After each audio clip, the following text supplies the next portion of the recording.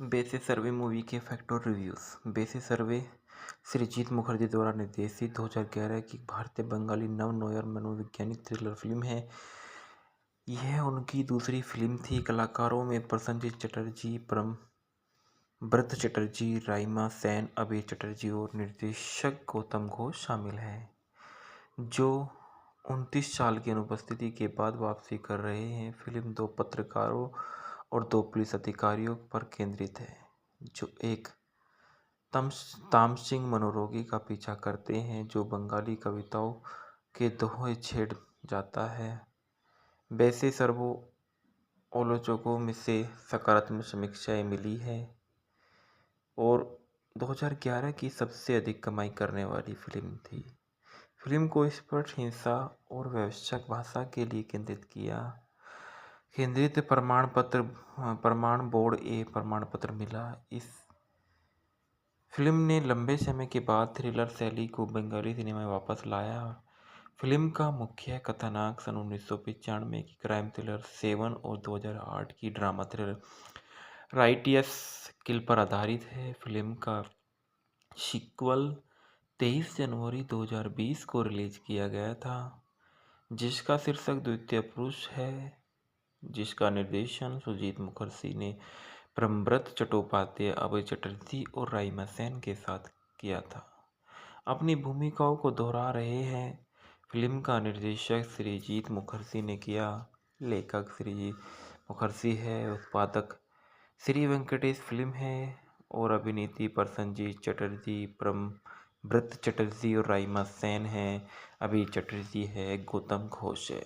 छायांकन सौमिक हल्दर का है, संपादित बोधादित्य बनर्जी का है, संगीत अनुपम रॉय ने दिए हैं। रिलीज की तारीख 30 सितंबर 2011 है। कार्यक्रम 140 मिनट का है।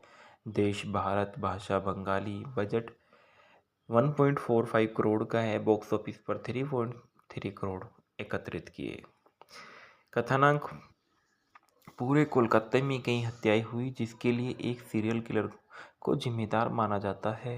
हत्यारी बंगाली कविता के छंदों के अनुसार हमला करता है, जिसे वह पीड़ितों को बगल में छोड़ देता है। पुलिस चिंतित है कि मुख्य जासूस अभिनेत्री पाकराशी मामलों को सुलझाने के लिए संघर्ष करता है, जो प्रेमिका अमृता मुखर्जी के साथ अपने संबंधों को भारी पड़ता है। पाकराशी के वरिष्ठ एक पूर्व पुलिस अधिकारी है, परबीर के वापस आते हैं और मामले को सुलझाने में मदद करने के लिए परबीर को पहले अपने हिंसक तरीके के लिए निलंबित किया जाता है। कुख्यात और बदमिजाज है। परबीर और पाकराशी एक साथ काम करते हैं, जबकि अमृता और सहयोगी सूर्य सिन्हा एक श्रृंखला के लिए धारावाहिक हत्यारों पर शोध करते हैं, जिसकी 13वीं और अंतिम कड़ी एक समकालीन हत्यारे के बारे में होगी। इस बीच उनकी कवि निब्रोन चक्रवर्ती को खुद को हंगी जनरेशन का हिस्सा मानते हैं। रात में कविता पाठ करते हुए कोलकाता घूमते हैं। सीरियल किलर पर शोध करते हुए अमृता एक जेल का दौरा करती है, जहां वार्डन को रफीक अहमद और 18 साल की कैद में उसका एकमात्र विश्वासपात्र याद आता है। निब्रोन चक्रवर्ती वह और सूर्या निब्रोन के घर पहुंच उससे पूछताछ करने जाते हैं। अपने नौकर स्वपन द्वारा अभिवादन किए जाने के बाद में आश्वस्त हो जाते हैं कि वह पागल है। जब निब्रोन कहता है कि उसकी रविंद्रनाथ से मुलाकात हुई है, वे रफ़ीक के बारे में जानने में लगभग सफल हो जाते हैं। जब सूर्य पुस्तक मेला आगजनी का उल्लेख करके उसे नाराज कर देता है, जिसके लिए उसे कैद किया जाता है। मामले की जांच करते समय पक्षी अमृता और सूर्य को एक साथ देखता है। ईर्ष्यालु और नशे में अभिजीत परबीर के घर जाता है और उसके दिल की बात कहता है। वह परबीर से कहता है कि उसने अपने पिता को उस उम्र में खो दिया था जब शराब से बचने की कोशिश करता था, क्योंकि उसने अपने पिता के साथ क्या किया।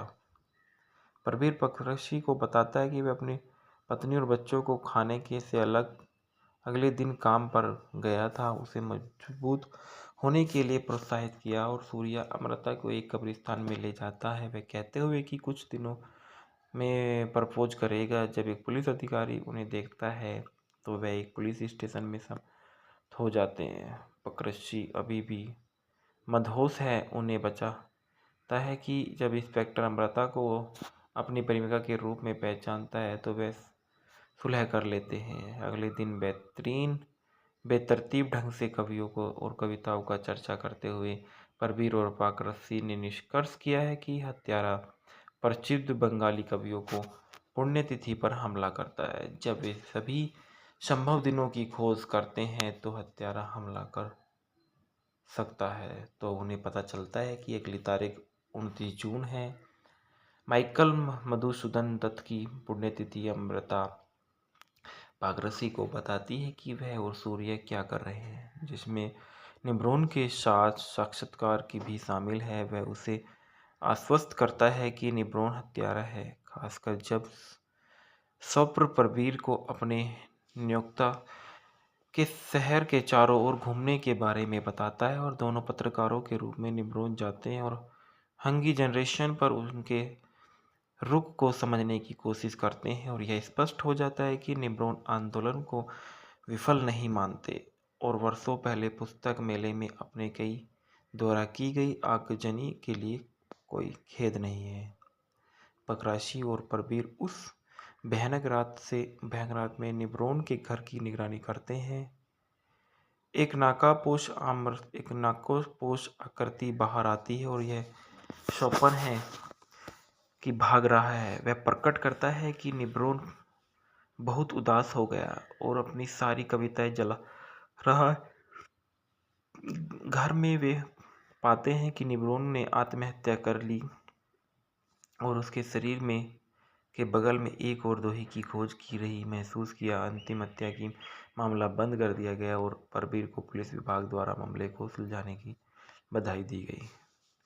एक महीने के बाद रविंद्रनाथ टैगोर की पुण्यतिथि आता है और परवीर के एक प्रशासक रविंद्रनाथ टैगोर मित्रा नाम के व्यक्ति से मिलने के लिए पाकरसी को आमंत्रित करता है और पाकरसी को आश्चर्य हुआ कि सोपन परवीर का नौकर बनाई गई और परवीर स्वीकार करता है कि वह हत्याओं के पीछे का मास्टरमाइंड था जिसे कन्नई ने अंजाम दिया था और वह अपने निलंबन के लिए पुलिस बल से बदला लेना चाहता था, जिससे अपने परिवार को खोजने के बावजूद अपनी कड़ी मेहनत का अपमान माना और निब्रोन को फंसाना आसान था क्योंकि सालों पहले अपना मामला परवीर की संभाला था। वह बाद वाले ने रविंद्रनाथ को अपनी कविताओं को प्रकाशित करने के संबंध में नियमित रूप से निब्रोन से मिलने के लिए कहा था और फिर अचानक मना कर दिया गया, जिसके कारण निब्रोन ने आत्महत्या कर ली और वह भी कहते हैं कि निब्रोन की मौत अंतिम हत्या नहीं थी।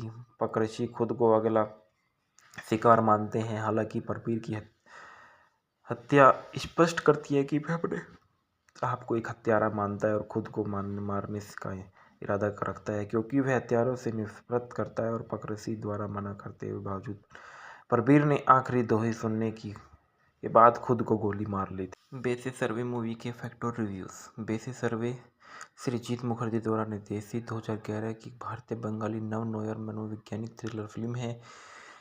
यह उनकी दूसरी फिल्म थी। कलाकारों में प्रसन्नजीत चटर्जी, ब्रत चटर्जी, राइमा सेन, अभय चटर्जी और निर्देशक गौतम घोष शामिल हैं, जो 29 साल की अनुपस्थिति के बाद वापसी कर रहे हैं। फिल्म 2 पत्रकारों और 2 पुलिस अधिकारियों पर केंद्रित है, जो एक तामसिंग मनोरोगी का पीछा करते हैं जो बंगाली कविताओं के दोहे छेड़ जाता है। वैसे सर्वो आलोचकों में से सकारात्मक समीक्षाएं मिली है और 2011 की सबसे अधिक कमाई करने वाली फिल्म थी। फिल्म को स्पष्ट हिंसा और वयस्क भाषा के लिए केंद्रित प्रमाण बोर्ड ए प्रमाण पत्र मिला। इस फिल्म ने लंबे समय के बाद थ्रिलर शैली को बंगाली सिनेमा में वापस लाया। फिल्म का मुख्य कथानक सन 1995 की क्राइम थ्रिलर 7 और 2008 की ड्रामा थ्रिलर राइटियस किल पर आधारित है। फिल्म का सीक्वल 23 जनवरी 2020 को रिलीज किया गया था। जिसका शीर्षक द्वितीय पुरुष है, जिसका निर्देशन सुजीत मुखर्जी ने प्रेमव्रत चट्टोपाध्याय, अभय चटर्जी और राइमा सेन के साथ किया था। अपनी भूमिकाओं को दोहरा रहे हैं। फिल्म का निर्देशक श्रीजीत मुखर्जी ने किया, लेखक श्रीजीत मुखर्जी है, उत्पादक श्री वेंकटेश फिल्म है और अभिनेत्री प्रसन्नजीत चटर्जी, प्रेमव्रत चटर्जी और राइमा सेन है। अभय चटर्जी है, गौतम घोष है। छायांकन सौमिक हल्दर का है, संपादित बोधादित्य बनर्जी का है। संगीत अनुपम रॉय ने दिए हैं। रिलीज की तारीख 30 सितंबर 2011 है। कार्यक्रम 140 मिनट का है। देश भारत, भाषा बंगाली। बजट 1.45 करोड़ का है। बॉक्स ऑफिस पर 3.3 करोड़ एकत्रित किए। कथानक: पूरे कोलकाता में कई हत्याएं हुई जिसके लिए एक सीरियल किलर को जिम्मेदार माना जाता है। हत्यारी बंगाली कविता के छंदों के अनुसार हमला करता है जिसे वह पीड़ितों को बगल में छोड़ देता है। पुलिस चिंतित है कि मुख्य जासूस अभिनेत्री पाकराशी मामलों को सुलझाने के लिए संघर्ष करता है, जो प्रेमिका अमृता मुखर्जी के साथ अपने संबंधों को भारी पड़ता है। पाकराशी के वरिष्ठ एक पूर्व पुलिस अधिकारी है, परवीर के वापस आते हैं और मामले को सुलझाने में मदद करने के लिए परवीर को पहले अपने हिंसक तरीके के लिए निलंबित किया जाता है। कुख्यात और बदमिजाज है। परवीर और पाकराशी एक साथ काम करते हैं, जबकि अमृता और सहयोगी सूर्य सिन्हा एक श्रृंखला के लिए धारावाहिक हत्यारों पर शोध करते हैं, जिसकी 13वीं और अंतिम कड़ी एक समकालीन हत्यारे के बारे में होगी। इस बीच उनकी कवि निब्रोन चक्रवर्ती को खुद को हंगी जनरेशन का हिस्सा मानते हैं। रात में कविता पाठ करते हुए कोलकाता घूमते हैं।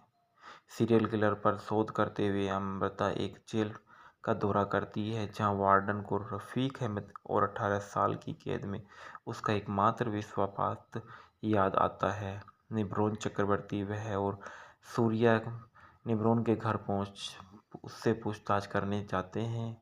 अपने नौकर स्वपन द्वारा अभिवादन किए जाने के बाद में आश्वस्त हो जाते हैं कि वह पागल है। जब निब्रोन कहता है कि उसकी रविंद्रनाथ से मुलाकात हुई है, वे रफ़ीक के बारे में जानने में लगभग सफल हो जाते हैं। जब सूर्य पुस्तक मेला आगजनी का उल्लेख करके उसे नाराज कर देता है, जिसके लिए उसे कैद किया जाता है। मामले की जांच करते समय पक्षी अमृता और सूर्य को एक साथ देखता है। ईर्ष्यालु और नशे में अभिजीत परवीर के घर जाता है और उसके दिल की बात कहता है। वह परवीर से कहता है कि उसने अपने पिता को उस उम्र में खो दिया था जब शराब से बचने की कोशिश करता था, क्योंकि उसने अपने पिता के साथ क्या किया। परवीर पाकराशी को बताता है कि वह अपनी पत्नी और बच्चों को खाने के से अलग अगले दिन काम पर गया था, उसे मजबूत होने के लिए प्रोत्साहित किया और सूर्या अमृता को एक कब्रिस्तान में ले जाता है, वह कहते हुए कि कुछ दिनों में प्रपोज करेगा। जब एक पुलिस अधिकारी उन्हें देखता है तो वह एक पुलिस स्टेशन में समाप्त हो जाते हैं। पाकराशी अभी भी मदहोश है, उन्हें बचाता है कि जब इंस्पेक्टर अमृता को अपनी प्रेमिका के रूप में पहचानता है तो वे सुलह कर लेते हैं। अगले दिन बेतरतीब ढंग से कवियों को और कविताओं का चर्चा करते हुए परवीर और पाकराशी ने निष्कर्ष किया है कि हत्यारा प्रसिद्ध बंगाली कवियों को पुण्यतिथि पर हमला करता है। जब वे सभी संभव दिनों की खोज करते हैं तो हत्यारा हमला कर सकता है, तो उन्हें पता चलता है कि अगली तारीख 29 जून है। माइकल मधुसूदन दत्त की पुण्यतिथि अमृता पाकराशी को बताती है कि वह और सूर्य क्या कर रहे हैं, जिसमें निब्रोन के साथ साक्षात्कार की भी शामिल है। वह उसे आश्वस्त करता है कि निब्रोन हत्यारा है, खासकर जब स्वप्न परवीर को अपने नियोक्ता के शहर के चारों ओर घूमने के बारे में बताता है और दोनों पत्रकारों के रूप में निब्रोन जाते हैं और हंगी जनरेशन पर उनके रुख को समझने की कोशिश करते हैं और यह स्पष्ट हो जाता है कि निब्रोन आंदोलन को विफल नहीं मानते और वर्षों पहले पुस्तक मेले में अपने कई द्वारा की गई आगजनी के लिए कोई खेद नहीं है। पकराशी और परवीर उस भयानक रात में निब्रोन के घर की निगरानी करते हैं। एक नाकापोश आकृति बाहर आती है और यह स्वप्न है कि भाग रहा है। वह प्रकट करता है कि निब्रोन बहुत उदास हो गया और अपनी सारी कविताएं जला रहा है। घर में वे पाते हैं कि निब्रोन ने आत्महत्या कर ली और उसके शरीर में के बगल में एक और दोही की खोज की रही महसूस किया। अंतिम हत्या की मामला बंद कर दिया गया और परवीर को पुलिस विभाग द्वारा मामले को सुलझाने की बधाई दी गई। एक महीने के बाद रविंद्रनाथ टैगोर की पुण्यतिथि आता है और परवीर के एक प्रशासक रविंद्रनाथ टैगोर मित्रा नाम के व्यक्ति से मिलने के लिए पाकराशी को आमंत्रित करता है और पाकराशी को आश्चर्य हुआ कि सोपन परवीर का नौकर बनाई गई और परवीर स्वीकार करता है कि वह हत्याओं के पीछे का मास्टरमाइंड था जिसे कन्नई ने अंजाम दिया था और वह अपने निलंबन के लिए पुलिस बल से बदला लेना चाहता था, जिससे अपने परिवार को खोजने के बावजूद अपनी कड़ी मेहनत का अपमान माना और निब्रोन को फंसाना आसान था क्योंकि सालों पहले अपना मामला परवीर की संभाला था। वह बाद वाले ने रविंद्रनाथ को अपनी कविताओं को प्रकाशित करने के संबंध में नियमित रूप से निब्रोन से मिलने के लिए कहा था और फिर अचानक मना कर दिया गया, जिसके कारण निब्रोन ने आत्महत्या कर ली। और वह भी कहते हैं कि निब्रोन की मौत अंतिम हत्या नहीं थी। पकरशी खुद को अगला शिकार मानते हैं, हालांकि परवीर की हत्या स्पष्ट करती है कि वह अपने आप को एक हत्यारा मानता है और खुद को मारने का इरादा रखता है क्योंकि वह हत्यारों से नफरत करता है। और पकरशी द्वारा मना करते हुए बावजूद परवीर ने आखिरी दोहे सुनने के बाद खुद को गोली मार ली थी। बेसिस सर्वे मूवी के फैक्ट और रिव्यूज़। बेसिस सर्वे सृजीत मुखर्जी द्वारा निर्देशित 2011 की भारतीय बंगाली नव नोयर मनोवैज्ञानिक थ्रिलर फिल्म है।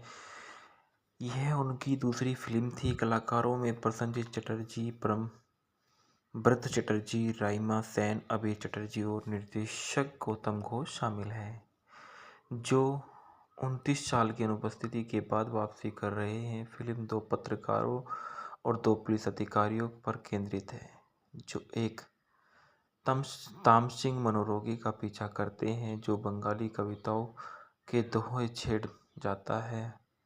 वैसे सर्वो आलोचकों में से सकारात्मक समीक्षाएं मिली है और 2011 की सबसे अधिक कमाई करने वाली फिल्म थी। फिल्म को स्पष्ट हिंसा और व्यावसायिक भाषा के लिए केंद्रित प्रमाण बोर्ड ए प्रमाण पत्र मिला। इस फिल्म ने लंबे समय के बाद थ्रिलर शैली को बंगाली सिनेमा में वापस लाया। फिल्म का मुख्य कथानक सन 1995 की क्राइम थ्रिलर 7 और 2008 की ड्रामा थ्रिलर राइटियस किल पर आधारित है। फिल्म का सीक्वल 23 जनवरी 2020 को रिलीज किया गया था, जिसका शीर्षक द्वितीय पुरुष है, जिसका निर्देशन सुजीत मुखर्जी ने ब्रह्मव्रत चट्टोपाध्याय, अभय चटर्जी और राइमा सेन के साथ किया था। अपनी भूमिकाओं को दोहरा रहे हैं। फिल्म का निर्देशक सृजीत मुखर्जी ने किया, लेखक सृजीत मुखर्जी है, उत्पादक श्री वेंकटेश फिल्म है और अभिनेत्री प्रसन्नजीत चटर्जी, ब्रत चटर्जी और राइमा सेन है। अभय चटर्जी है, गौतम घोष है। छायांकन सौमिक हल्दर का है, संपादित बोधादित्य बनर्जी का है, संगीत अनुपम रॉय ने दिए हैं। रिलीज की तारीख 30 सितंबर 2011 है। कार्यक्रम 140 मिनट का है। देश भारत, भाषा बंगाली, बजट 1.45 करोड़ का है। बॉक्स ऑफिस पर 3.3 करोड़ एकत्रित किए। कथानक पूरे कोलकाता में कई हत्याएं हुई जिसके लिए एक सीरियल किलर को जिम्मेदार माना जाता है। हत्यारी बंगाली कविता के छंदों के अनुसार हमला करता है, जिसे वह पीड़ितों को बगल में छोड़ देता है। पुलिस चिंतित है कि मुख्य जासूस अभिनेत्री पाकराशी मामलों को सुलझाने के लिए संघर्ष करता है, जो प्रेमिका अमृता मुखर्जी के साथ अपने संबंधों को भारी पड़ता है। पाकरासी के वरिष्ठ एक पूर्व पुलिस अधिकारी है।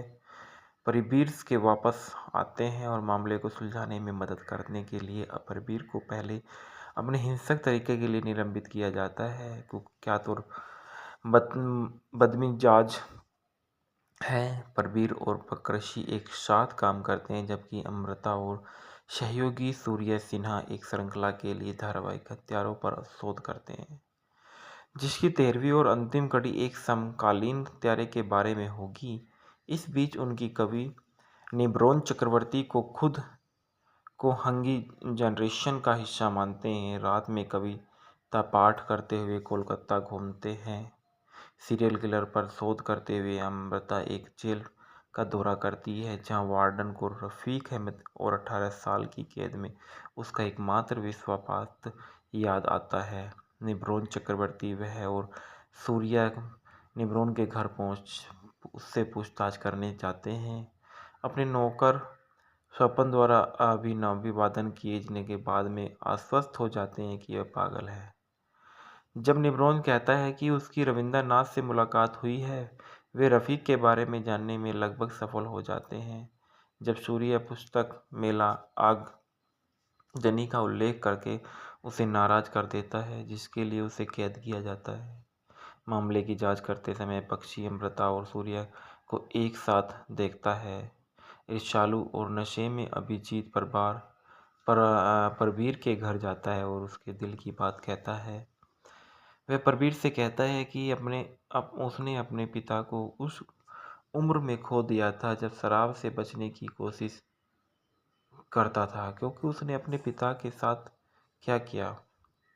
परबीर पाकरासी को बताता है कि वह अपनी पत्नी और बच्चों को खाने के से अगले दिन काम पर गया था। उसे मजबूत होने के लिए प्रोत्साहित किया और सूर्या अमृता को एक कब्रिस्तान में ले जाता है, वह कहते हुए कि कुछ दिनों में प्रपोज करेगा। जब एक पुलिस अधिकारी उन्हें देखता है तो वह एक पुलिस स्टेशन में समाप्त हो जाते हैं। पाकरासी अभी भी मदहोश है, उन्हें बचाता है कि जब इंस्पेक्टर अमृता को अपनी प्रेमिका के रूप में पहचानता है तो वे सुलह कर लेते हैं। अगले दिन बेतरतीब ढंग से कवियों को और कविताओं का चर्चा करते हुए परबीर और पाकरासी ने निष्कर्ष किया है कि हत्यारा प्रसिद्ध बंगाली कवियों को पुण्यतिथि पर हमला करता है। जब वे सभी संभव दिनों की खोज करते हैं तो हत्यारा हमला कर सकता है, तो उन्हें पता चलता है कि अगली तारीख 29 जून है।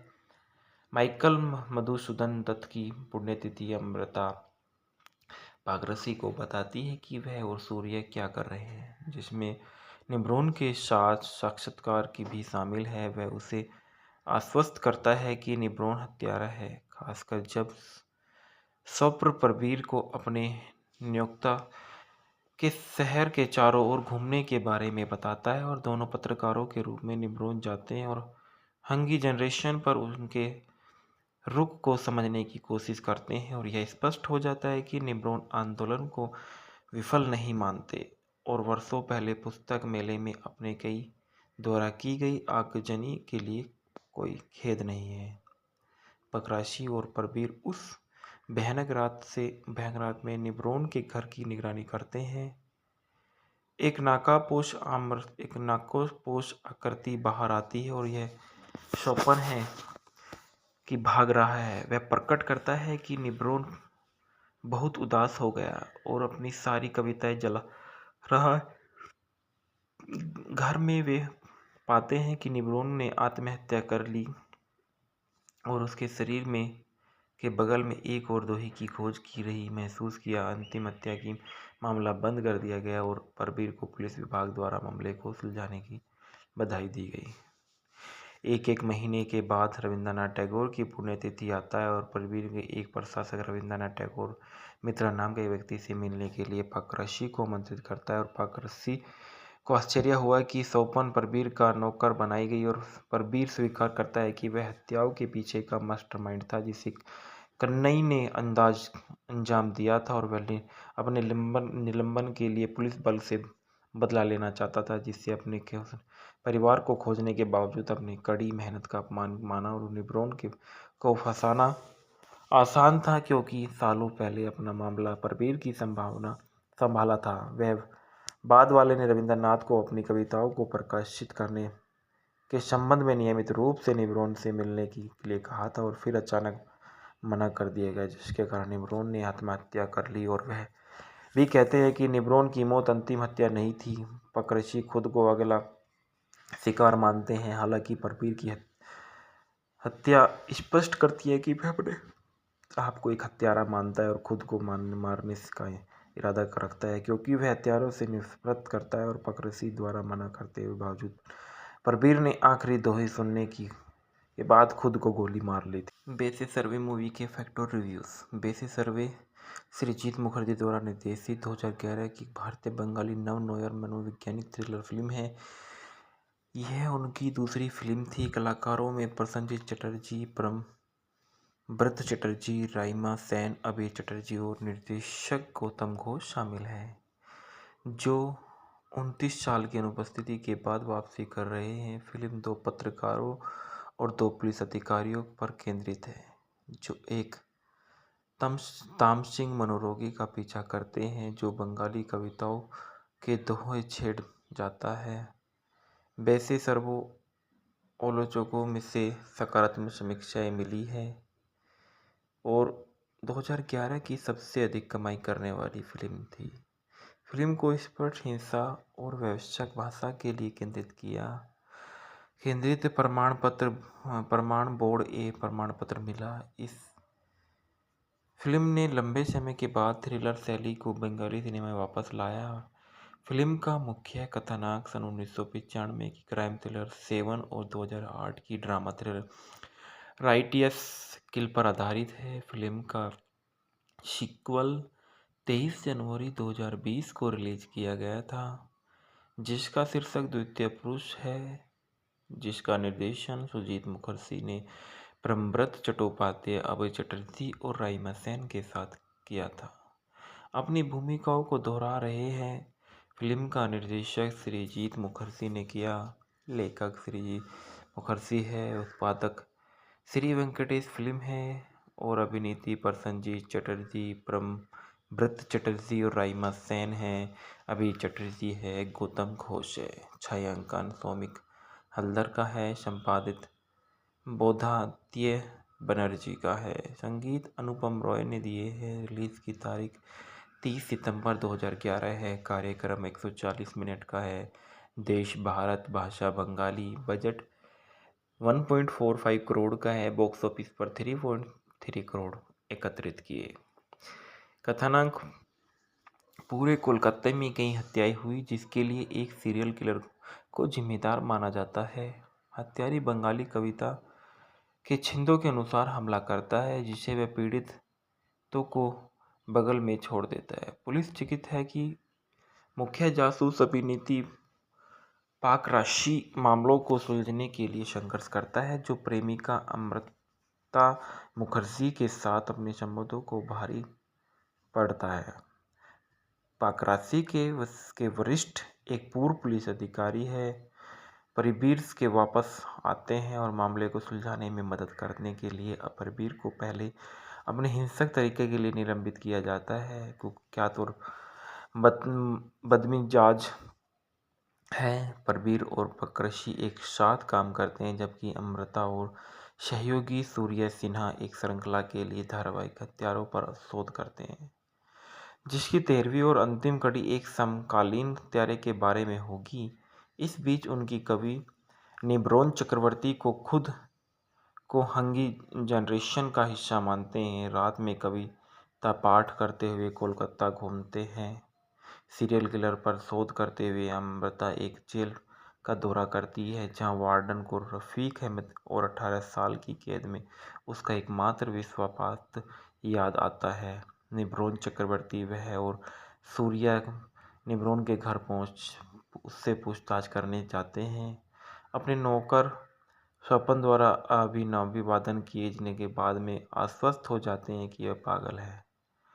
जब निब्रोन कहता है कि उसकी रविंद्रनाथ से मुलाकात हुई है, वे रफ़ीक के बारे में जानने में लगभग सफल हो जाते हैं। जब सूर्य पुस्तक मेला आगजनी का उल्लेख करके उसे नाराज कर देता है, जिसके लिए उसे कैद किया जाता है। मामले की जांच करते समय पक्षी अमृता और सूर्या को एक साथ देखता है। ईर्ष्यालु और नशे में अभिजीत परवीर के घर जाता है और उसके दिल की बात कहता है। वह परवीर से कहता है कि उसने अपने पिता को उस उम्र में खो दिया था जब शराब से बचने की कोशिश करता था, क्योंकि उसने अपने पिता के साथ क्या किया। परवीर पक्षी को बताता है कि वह अपनी पत्नी और बच्चों को खाने के से अलग अगले दिन काम पर गया था। उसे मजबूत होने के लिए प्रोत्साहित किया और सूर्या अमृता को एक कब्रिस्तान में ले जाता है, वह कहते हुए कि कुछ दिनों में प्रपोज करेगा। जब एक पुलिस अधिकारी उन्हें देखता है तो वह एक पुलिस स्टेशन में समाप्त हो जाते हैं। पक्षी अभी भी मदहोश है, उन्हें बचाता है कि जब इंस्पेक्टर अमृता को अपनी प्रेमिका के रूप में पहचानता है तो वे सुलह कर लेते हैं। अगले दिन बेतरतीब ढंग से कवियों को और कविताओं का चर्चा करते हुए परवीर और पाकरसी ने निष्कर्ष किया है कि हत्यारा प्रसिद्ध बंगाली कवियों को पुण्यतिथि पर हमला करता है। जब वे सभी संभव दिनों की खोज करते हैं तो हत्यारा हमला कर सकता है, तो उन्हें पता चलता है कि अगली तारीख 29 जून है।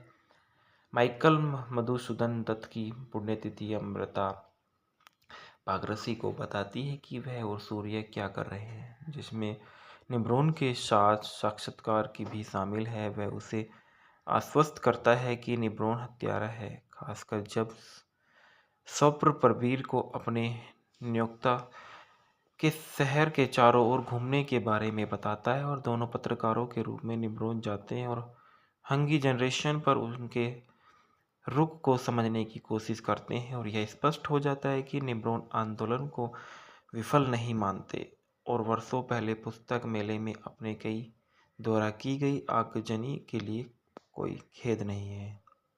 पकराशी और परवीर उस भयानक रात में निब्रोन के घर की निगरानी करते हैं। एक नाकापोश आकृति बाहर आती है और यह स्वप्न है कि भाग रहा है। वह प्रकट करता है कि निब्रोन बहुत उदास हो गया और अपनी सारी कविताएं जला रहा है। घर में वे पाते हैं कि निब्रोन ने आत्महत्या कर ली और उसके शरीर में के बगल में एक और दोही की खोज की रही महसूस किया। अंतिम हत्या की मामला बंद कर दिया गया और परवीर को पुलिस विभाग द्वारा मामले को सुलझाने की बधाई दी गई। एक महीने के बाद रविंद्रनाथ टैगोर की पुण्यतिथि आता है और परवीर के एक प्रशासक रविंद्रनाथ टैगोर मित्रा नाम के व्यक्ति से मिलने के लिए पाकरसी को आमंत्रित करता है और पाकरसी को आश्चर्य हुआ कि स्वपन परवीर का नौकर बनाई गई और परवीर स्वीकार करता है कि वह हत्याओं के पीछे का मास्टरमाइंड था जिसे कन्नई ने अंजाम दिया था और वह अपने निलंबन के लिए पुलिस बल से बदला लेना चाहता था, जिससे अपने परिवार को खोजने के बावजूद अपनी कड़ी मेहनत का अपमान माना और निब्रोन को फंसाना आसान था क्योंकि सालों पहले अपना मामला परवीर की संभाला था। वह बाद वाले ने रविंद्रनाथ को अपनी कविताओं को प्रकाशित करने के संबंध में नियमित रूप से निब्रोन से मिलने के लिए कहा था और फिर अचानक मना कर दिया गया, जिसके कारण निब्रोन ने आत्महत्या कर ली और वह भी कहते हैं कि निब्रोन की मौत अंतिम हत्या नहीं थी।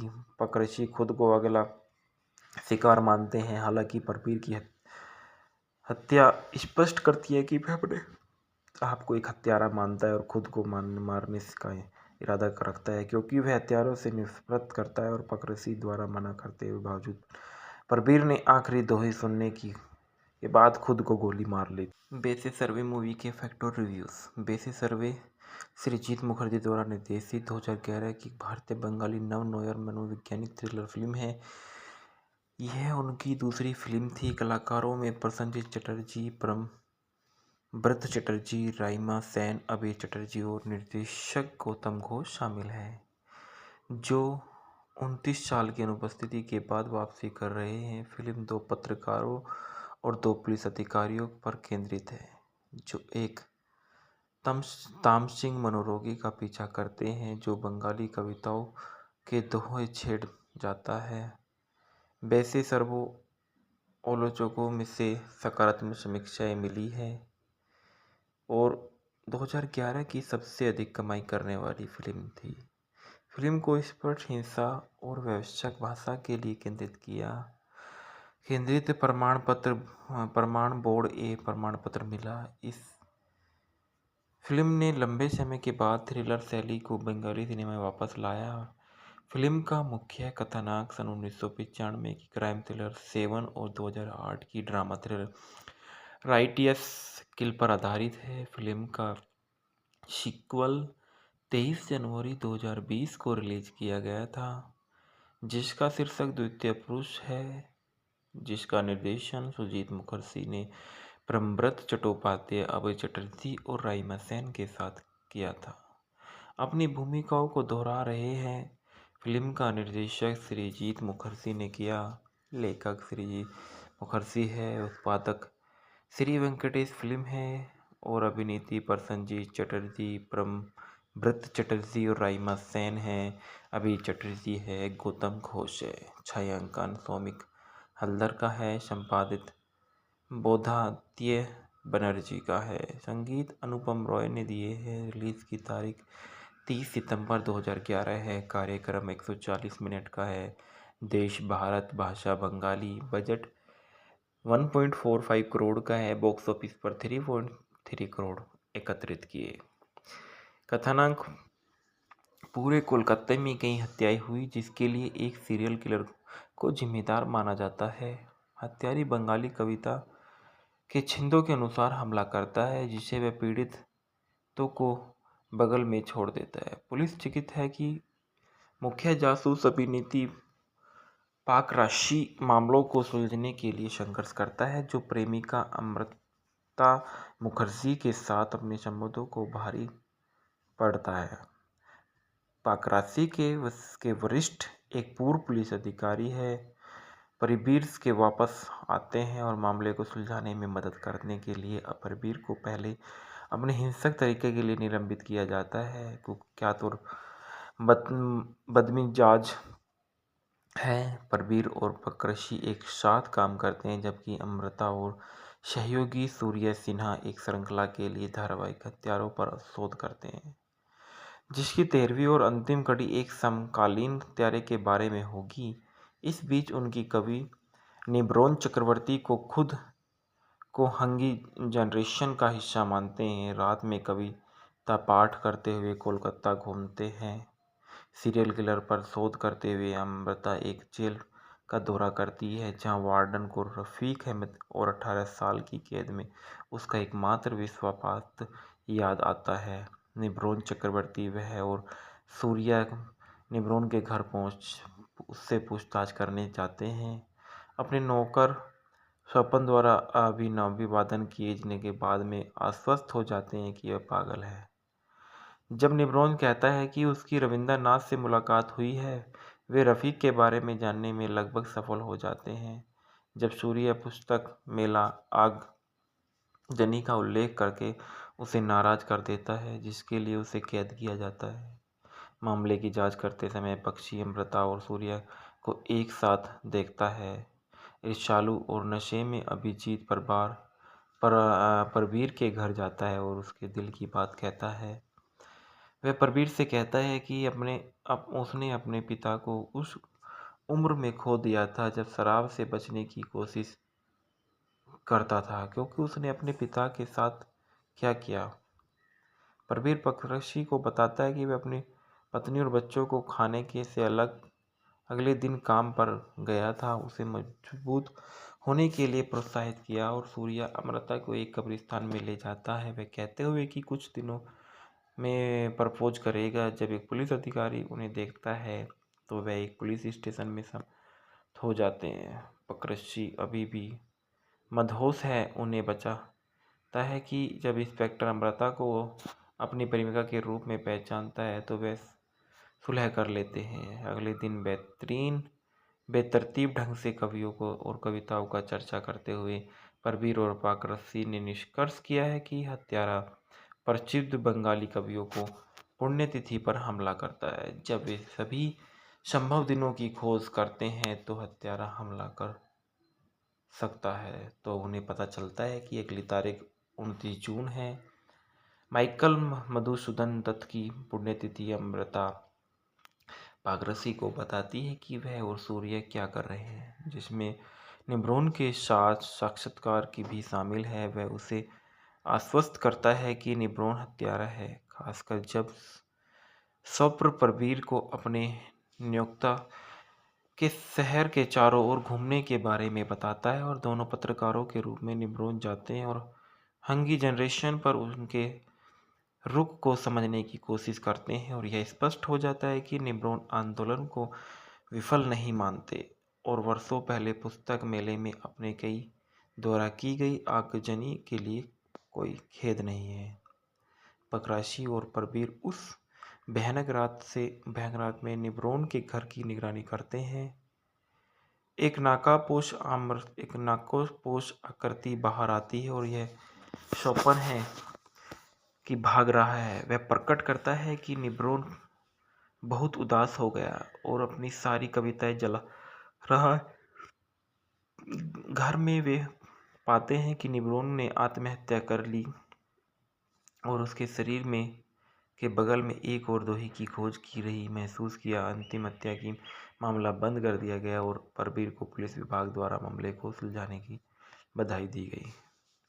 एक महीने के बाद रविंद्रनाथ टैगोर की पुण्यतिथि आता है और प्रवीर के एक प्रशासक रविंद्रनाथ टैगोर मित्रा नाम के व्यक्ति से मिलने के लिए पाकरसी को आमंत्रित करता है और पाकरसी को आश्चर्य हुआ कि सोपन प्रवीर का नौकर बनाई गई और प्रवीर स्वीकार करता है कि वह हत्याओं के पीछे का मास्टरमाइंड था जिसे कन्नई ने अंजाम दिया था और वह अपने निलंबन के लिए पुलिस बल से बदला लेना चाहता था, जिससे अपने परिवार को खोजने के बावजूद अपनी कड़ी मेहनत का अपमान माना। और निम्रोन को फंसाना आसान था क्योंकि सालों पहले अपना मामला प्रवीर की संभाला था। वह बाद वाले ने रविंद्रनाथ को अपनी कविताओं को प्रकाशित करने के संबंध में नियमित रूप से निम्रोन से मिलने के लिए कहा था और फिर अचानक मना कर दिया गया, जिसके कारण निम्रोन ने आत्महत्या कर ली। और वह भी कहते हैं कि निम्रोन की मौत अंतिम हत्या नहीं थी।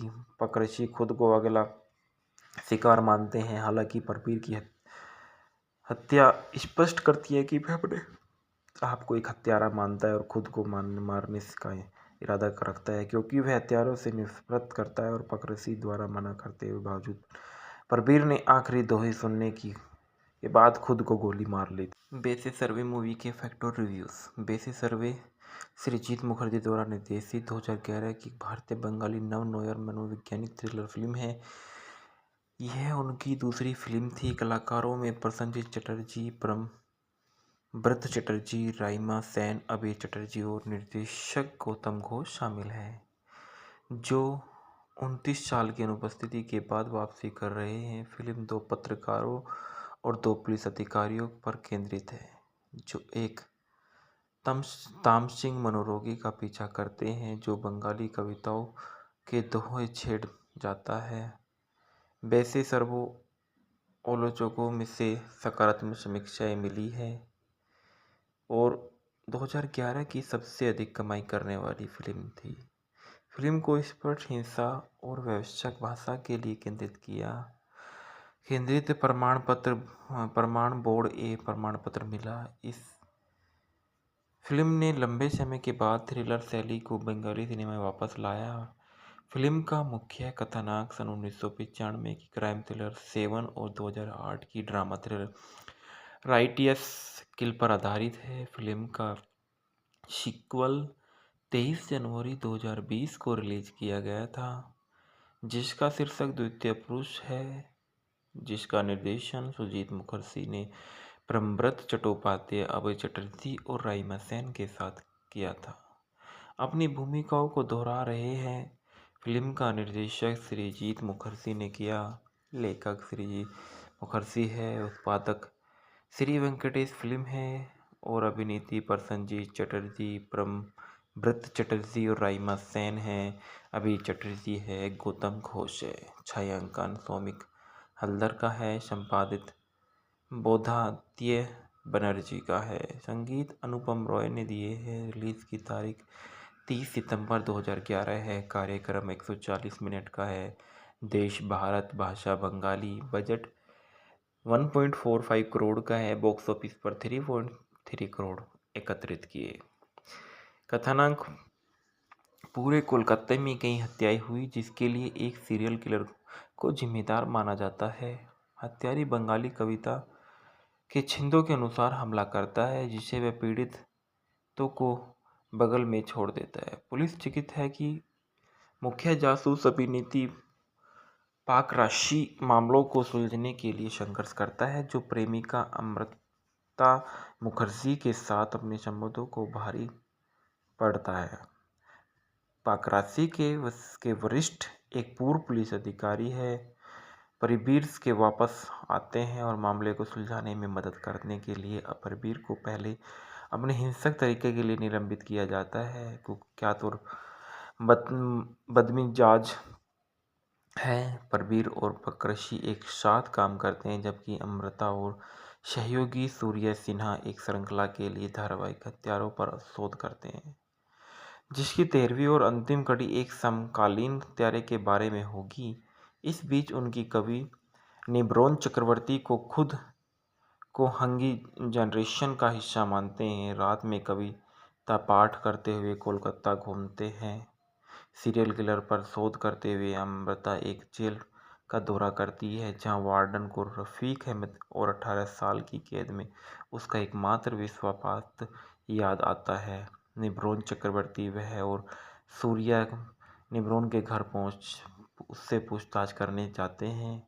अपने नौकर स्वपन द्वारा अभिवादन किए जाने के बाद में आश्वस्त हो जाते हैं कि वह पागल है। जब निब्रोन कहता है कि उसकी रविंद्रनाथ से मुलाकात हुई है वे रफ़ीक के बारे में जानने में लगभग सफल हो जाते हैं। जब सूर्य पुस्तक मेला आगजनी का उल्लेख करके उसे नाराज कर देता है जिसके लिए उसे कैद किया जाता है। मामले की जांच करते समय पक्षी अमृता और सूर्य को एक साथ देखता है। ईर्ष्यालु और नशे में अभिजीत परवीर के घर जाता है और उसके दिल की बात कहता है। वह परवीर से कहता है कि उसने अपने पिता को उस उम्र में खो दिया था जब शराब से बचने की कोशिश करता था क्योंकि उसने अपने पिता के साथ क्या किया।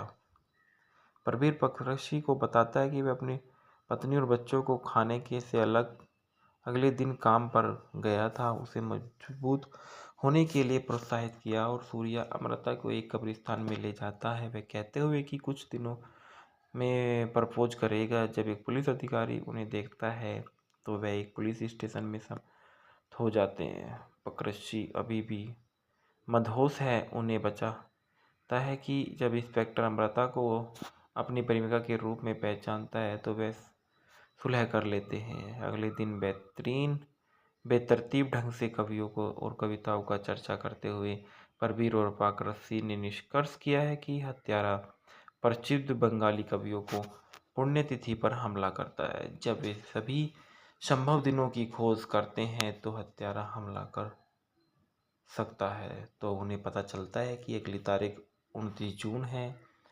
माइकल मधुसूदन दत्त की पुण्यतिथि अमृता पाकराशी को बताती है कि वह और सूर्य क्या कर रहे हैं जिसमें निब्रोन के साथ साक्षात्कार की भी शामिल है। वह उसे आश्वस्त करता है कि निब्रोन हत्यारा है खासकर जब स्वप्न परवीर को अपने नियोक्ता के शहर के चारों ओर घूमने के बारे में बताता है और दोनों पत्रकारों के रूप में निब्रोन जाते हैं और हंगी जनरेशन पर उनके रुख को समझने की कोशिश करते हैं और यह स्पष्ट हो जाता है कि निब्रोन आंदोलन को विफल नहीं मानते और वर्षों पहले पुस्तक मेले में अपने कई द्वारा की गई आगजनी के लिए कोई खेद नहीं है।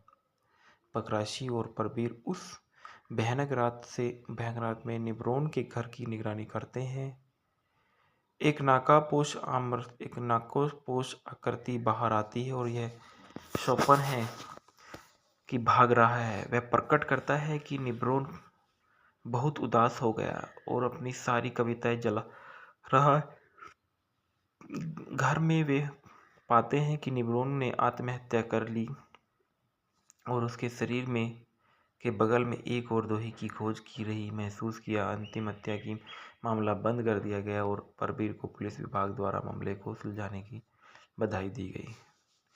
एक महीने के बाद रविंद्रनाथ टैगोर की पुण्यतिथि आता है और परवीर के एक प्रशासक रविंद्रनाथ टैगोर मित्रा नाम के व्यक्ति से मिलने के लिए पाकरसी को आमंत्रित करता है और पाकरसी को आश्चर्य हुआ कि सौपन परवीर का नौकर बनाई गई और परवीर स्वीकार करता है कि वह हत्याओं के पीछे का मास्टरमाइंड था जिसे कन्नई ने अंजाम दिया था और वह अपने निलंबन के लिए पुलिस बल से बदला लेना चाहता था, जिससे अपने परिवार को खोजने के बावजूद अपनी कड़ी मेहनत का अपमान माना और निब्रोन को फंसाना आसान था क्योंकि सालों पहले अपना मामला परवीर की संभाला था। वह बाद वाले ने रविंद्रनाथ को अपनी कविताओं को प्रकाशित करने के संबंध में नियमित रूप से निब्रोन से मिलने के लिए कहा था और फिर अचानक मना कर दिया गया, जिसके कारण निब्रोन ने आत्महत्या कर ली। और वह भी कहते हैं कि निब्रोन की मौत अंतिम हत्या नहीं थी।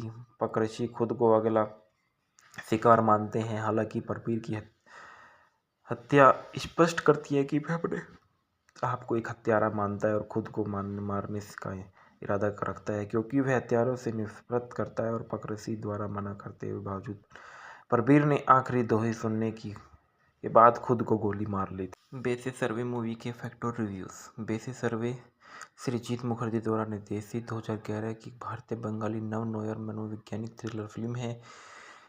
यह उनकी दूसरी फिल्म थी। कलाकारों में प्रसन्नजीत चटर्जी, ब्रत चटर्जी, राइमा सेन, अभय चटर्जी और निर्देशक गौतम घोष शामिल हैं, जो 29 साल की अनुपस्थिति के बाद वापसी कर रहे हैं। फिल्म 2 पत्रकारों और 2 पुलिस अधिकारियों पर केंद्रित है, जो एक तामसिंग मनोरोगी का पीछा करते हैं जो बंगाली कविताओं के दोहे छेड़ जाता है। वैसे सर्वो आलोचकों में से सकारात्मक समीक्षाएं मिली है और 2011 की सबसे अधिक कमाई करने वाली फिल्म थी। फिल्म को स्पष्ट हिंसा और वैश्विक भाषा के लिए केंद्रित प्रमाण बोर्ड ए प्रमाण पत्र मिला। इस फिल्म ने लंबे समय के बाद थ्रिलर शैली को बंगाली सिनेमा में वापस लाया। फिल्म का मुख्य कथानक सन 1995 की क्राइम थ्रिलर 7 और 2008 की ड्रामा थ्रिलर राइटियस किल पर आधारित है। फिल्म का सीक्वल 23 जनवरी 2020 को रिलीज किया गया था, जिसका शीर्षक द्वितीय पुरुष है, जिसका निर्देशन सुजीत मुखर्जी ने ब्रह्मव्रत चट्टोपाध्याय, अभय चटर्जी और राइमा सेन के साथ किया था। अपनी भूमिकाओं को दोहरा रहे हैं। फिल्म का निर्देशक सृजीत मुखर्जी ने किया, लेखक सृजीत मुखर्जी है, उत्पादक श्री वेंकटेश फिल्म है और अभिनेत्री प्रसन्नजीत चटर्जी, ब्रत चटर्जी और राइमा सेन है। अभय चटर्जी है, गौतम घोष है। छायांकन सौमिक हल्दर का है, संपादित बोधादित्य बनर्जी का है, संगीत अनुपम रॉय ने दिए हैं। रिलीज की तारीख 30 सितंबर 2011 है। कार्यक्रम 140 मिनट का है। देश भारत, भाषा बंगाली, बजट 1.45 करोड़ का है। बॉक्स ऑफिस पर 3.3 करोड़ एकत्रित किए। कथानक पूरे कोलकाता में कई हत्याएं हुई जिसके लिए एक सीरियल किलर को जिम्मेदार माना जाता है। हत्यारी बंगाली कविता के छंदों के अनुसार हमला करता है, जिसे वह पीड़ितों को बगल में छोड़ देता है। पुलिस चिंतित है कि मुख्य जासूस अभिनेत्री पाकराशी मामलों को सुलझाने के लिए संघर्ष करता है, जो प्रेमिका अमृता मुखर्जी के साथ अपने संबंधों को भारी पड़ता है। पाकराशी के वरिष्ठ एक पूर्व पुलिस अधिकारी है, परवीर के वापस आते हैं और मामले को सुलझाने में मदद करने के लिए परवीर को पहले अपने हिंसक तरीके के लिए निलंबित किया जाता है। कुख्यात और बदमिजाज है। परवीर और पाकरसी एक साथ काम करते हैं, जबकि अमृता और सहयोगी सूर्य सिन्हा एक श्रृंखला के लिए धारावाहिक हत्यारों पर शोध करते हैं, जिसकी 13वीं और अंतिम कड़ी एक समकालीन हत्यारे के बारे में होगी। इस बीच उनकी कवि निब्रोन चक्रवर्ती को खुद को हंगी जनरेशन का हिस्सा मानते हैं। रात में कविता पाठ करते हुए कोलकाता घूमते हैं। सीरियल किलर पर शोध करते हुए अमृता एक जेल का दौरा करती है जहां वार्डन को रफ़ीक अहमद और 18 साल की कैद में उसका एकमात्र विश्वासपात्र याद आता है। निब्रोन चक्रवर्ती वह और सूर्या निब्रोन के घर पहुंच उससे पूछताछ करने जाते हैं। अपने नौकर स्वपन द्वारा अभिवादन किए के बाद में आश्वस्त हो जाते हैं कि वह पागल है। जब निब्रोन कहता है कि उसकी रविंद्रनाथ से मुलाकात हुई है, वे रफ़ीक के बारे में जानने में लगभग सफल हो जाते हैं। जब सूर्य पुस्तक मेला आगजनी का उल्लेख करके उसे नाराज कर देता है, जिसके लिए उसे कैद किया जाता है। मामले की जांच करते समय पक्षी अमृता और सूर्य को एक साथ देखता है। ईर्ष्यालु और नशे में अभिजीत परवीर के घर जाता है और उसके दिल की बात कहता है। वह परवीर से कहता है कि उसने अपने पिता को उस उम्र में खो दिया था जब शराब से बचने की कोशिश करता था, क्योंकि उसने अपने पिता के साथ क्या किया। परवीर पक्षी को बताता है कि वह अपनी पत्नी और बच्चों को खाने के से अलग अगले दिन काम पर गया था। उसे मजबूत होने के लिए प्रोत्साहित किया और सूर्या अमृता को एक कब्रिस्तान में ले जाता है, वह कहते हुए कि कुछ दिनों में प्रपोज करेगा। जब एक पुलिस अधिकारी उन्हें देखता है तो वह एक पुलिस स्टेशन में समाप्त हो जाते हैं। पक्षी अभी भी मदहोश है, उन्हें बचाता है कि जब इंस्पेक्टर अमृता को अपनी प्रेमिका के रूप में पहचानता है तो वह सुलह कर लेते हैं। अगले दिन बेतरतीब ढंग से कवियों को और कविताओं का चर्चा करते हुए परवीर और पाकरसी ने निष्कर्ष किया है कि हत्यारा प्रसिद्ध बंगाली कवियों को पुण्यतिथि पर हमला करता है। जब वे सभी संभव दिनों की खोज करते हैं तो हत्यारा हमला कर सकता है, तो उन्हें पता चलता है कि अगली तारीख 29 जून है। माइकल मधुसूदन दत्त की पुण्यतिथि अमृता पाकरसी को बताती है कि वह और सूर्य क्या कर रहे हैं, जिसमें निब्रोन के साथ साक्षात्कार की भी शामिल है। वह उसे आश्वस्त करता है कि निब्रोन हत्यारा है, खासकर जब स्वप्न परवीर को अपने नियोक्ता के शहर के चारों ओर घूमने के बारे में बताता है और दोनों पत्रकारों के रूप में निब्रोन जाते हैं और हंगी जनरेशन पर उनके रुख को समझने की कोशिश करते हैं और यह स्पष्ट हो जाता है कि निब्रोन आंदोलन को विफल नहीं मानते और वर्षों पहले पुस्तक मेले में अपने कई द्वारा की गई आगजनी के लिए कोई खेद नहीं है। पकराशी और परवीर उस भयानक रात में निब्रोन के घर की निगरानी करते हैं। एक नाकापोश आकृति बाहर आती है और यह शोपन है कि भाग रहा है। वह प्रकट करता है कि निब्रोन बहुत उदास हो गया और अपनी सारी कविताएं जला रहा है। घर में वे पाते हैं कि निब्रोन ने आत्महत्या कर ली और उसके शरीर में के बगल में एक और दोही की खोज की रही महसूस किया। अंतिम हत्या की मामला बंद कर दिया गया और परवीर को पुलिस विभाग द्वारा मामले को सुलझाने की बधाई दी गई। एक महीने के बाद रविंद्रनाथ टैगोर की पुण्यतिथि आता है और परवीर के एक प्रशासक रविंद्रनाथ टैगोर मित्रा नाम के व्यक्ति से मिलने के लिए पाकरसी को आमंत्रित करता है और पाकरसी को आश्चर्य हुआ कि स्वपन परवीर का नौकर बनाई गई और परवीर स्वीकार करता है कि वह हत्याओं के पीछे का मास्टरमाइंड था जिसे कन्नई ने अंजाम दिया था और वह अपने निलंबन के लिए पुलिस बल से बदला लेना चाहता था, जिससे अपने परिवार को खोजने के बावजूद अपनी कड़ी मेहनत का अपमान माना और निब्रोन को फंसाना आसान था क्योंकि सालों पहले अपना मामला परवीर की संभाला था। वह बाद वाले ने रविंद्रनाथ को अपनी कविताओं को प्रकाशित करने के संबंध में नियमित रूप से निब्रोन से मिलने के लिए कहा था और फिर अचानक मना कर दिया गया, जिसके कारण निब्रोन ने आत्महत्या कर ली। और वह भी कहते हैं कि निब्रोन की मौत अंतिम हत्या नहीं थी।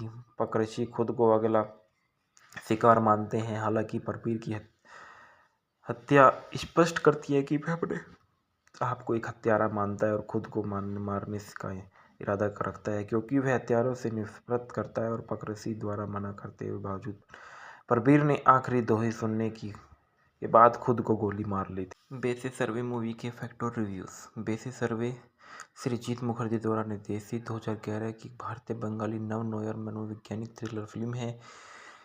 यह उनकी दूसरी फिल्म थी। कलाकारों में प्रसन्नजीत चटर्जी, ब्रत चटर्जी, राइमा सेन, अभय चटर्जी और निर्देशक गौतम घोष शामिल हैं, जो 29 साल की अनुपस्थिति के बाद वापसी कर रहे हैं। फिल्म 2 पत्रकारों और 2 पुलिस अधिकारियों पर केंद्रित है, जो एक तामसिंग मनोरोगी का पीछा करते हैं, जो बंगाली कविताओं के दोहे छेड़ जाता है।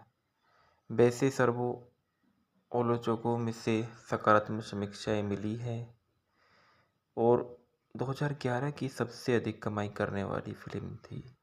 फिल्म को स्पष्ट हिंसा और वैश्विक भाषा के लिए केंद्रित प्रमाण बोर्ड ए प्रमाण पत्र मिला। इस फिल्म ने लंबे समय के बाद थ्रिलर शैली को बंगाली सिनेमा में वापस लाया।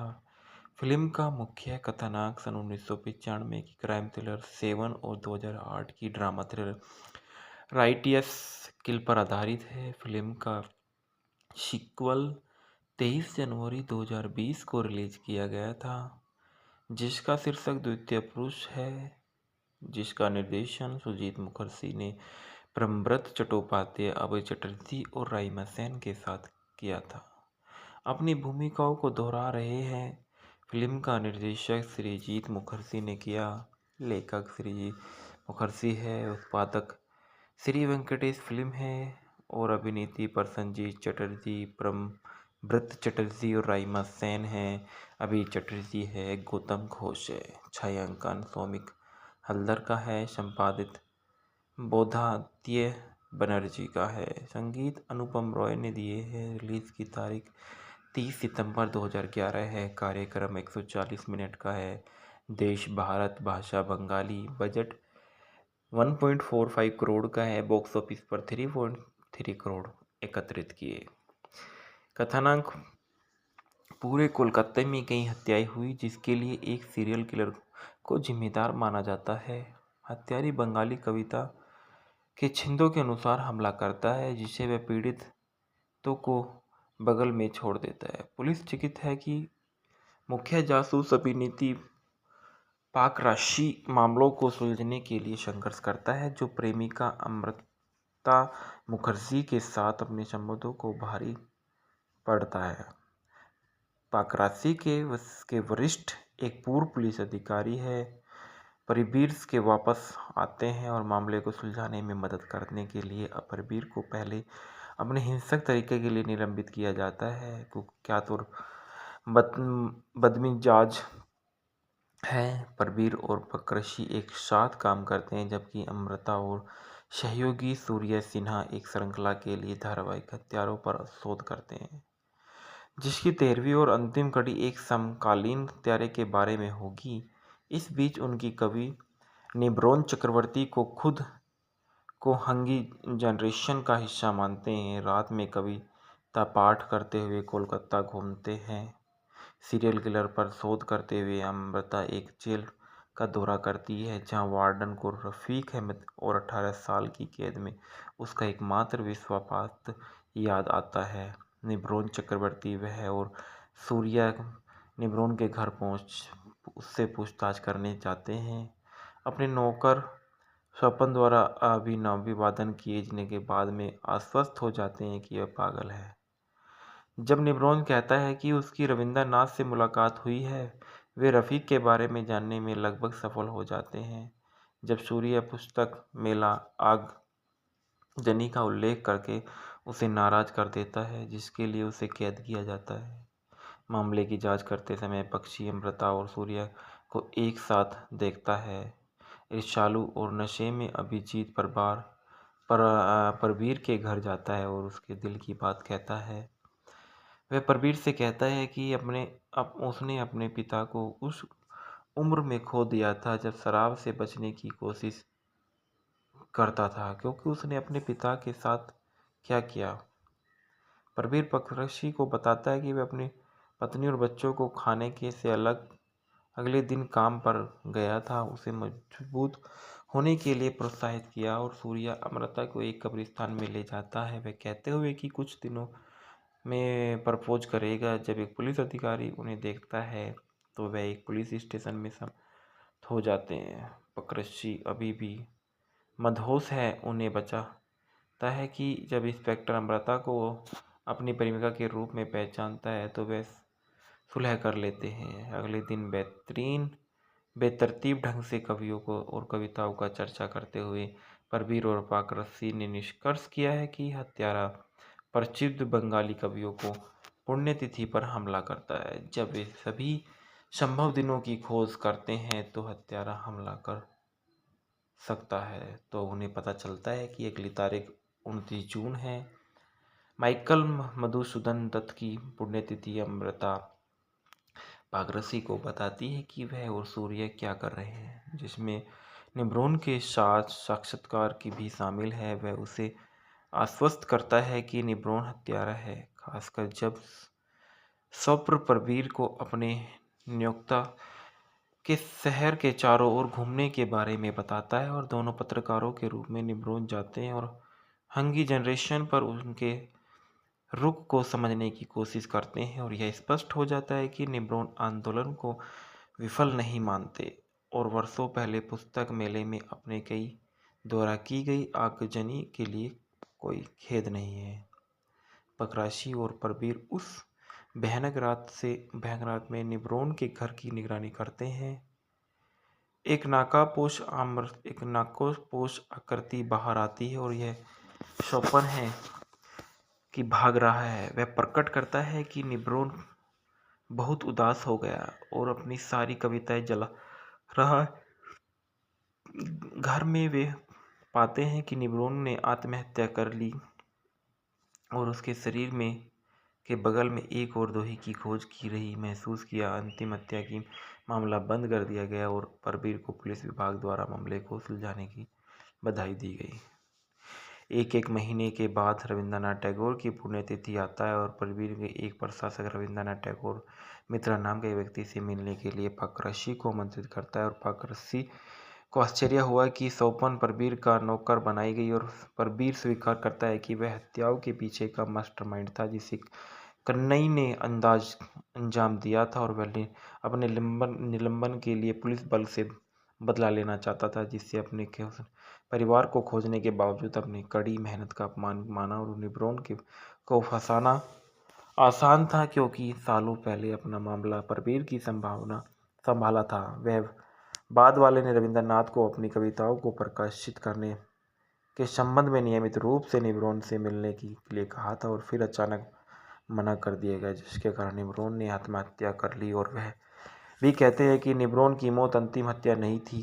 पकरशी खुद को अगला शिकार मानते हैं, हालांकि परवीर की हत्या स्पष्ट करती है कि वह अपने आप को एक हत्यारा मानता है और खुद को मारने का इरादा रखता है क्योंकि वह हत्यारों से नफरत करता है और पकरशी द्वारा मना करते हुए बावजूद परवीर ने आखिरी दोही सुनने के बाद खुद को गोली मार ली थी। बेसिस सर्वे मूवी के फैक्ट और रिव्यूज़। बेसिस सर्वे सृजीत मुखर्जी द्वारा निर्देशित 2011 की भारतीय बंगाली नव नोयर मनोवैज्ञानिक थ्रिलर फिल्म है। यह उनकी दूसरी फिल्म थी। कलाकारों में प्रसन्नजीत चटर्जी, ब्रत चटर्जी, राइमा सेन, अभय चटर्जी और निर्देशक गौतम घोष शामिल हैं, जो 29 साल की अनुपस्थिति के बाद वापसी कर रहे हैं। फिल्म 2 पत्रकारों और 2 पुलिस अधिकारियों पर केंद्रित है, जो एक तामसिंह मनोरोगी का पीछा करते हैं जो बंगाली कविताओं के दोहे छेड़ जाता है। वैसे सर्वो आलोचकों में से सकारात्मक समीक्षाएं मिली है और 2011 की सबसे अधिक कमाई करने वाली फिल्म थी। फिल्म को स्पष्ट हिंसा और वयस्क भाषा के लिए केंद्रित प्रमाण बोर्ड ए प्रमाण पत्र मिला। इस फिल्म ने लंबे समय के बाद थ्रिलर शैली को बंगाली सिनेमा में वापस लाया।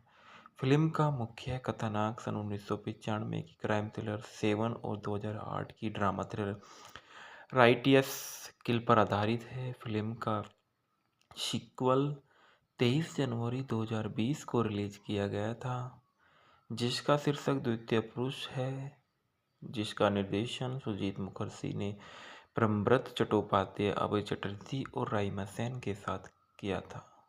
अपनी भूमिकाओं को दोहरा रहे हैं। फिल्म का निर्देशक श्रीजीत मुखर्जी ने किया, लेखक श्रीजीत मुखर्जी है, उत्पादक श्री वेंकटेश फिल्म है और अभिनेत्री प्रसन्नजीत चटर्जी, प्रेमव्रत चटर्जी और राइमा सेन है। अभय चटर्जी है, गौतम घोष है। छायांकन सौमिक हल्दर का है, संपादित बोधादित्य बनर्जी का है। संगीत अनुपम रॉय ने दिए हैं। रिलीज की तारीख 30 सितंबर 2011 है। कार्यक्रम 140 मिनट का है। देश भारत, भाषा बंगाली। बजट 1.45 करोड़ का है। बॉक्स ऑफिस पर 3.3 करोड़ एकत्रित किए। कथानक: पूरे कोलकाता में कई हत्याएं हुई, जिसके लिए एक सीरियल किलर को जिम्मेदार माना जाता है। हत्यारी बंगाली कविता के छंदों के अनुसार हमला करता है, जिसे वह पीड़ितों को बगल में छोड़ देता है। पुलिस चिंतित है कि मुख्य जासूस अभिनेत्री पाकराशी मामलों को सुलझाने के लिए संघर्ष करता है, जो प्रेमिका अमृता मुखर्जी के साथ अपने संबंधों को भारी पड़ता है।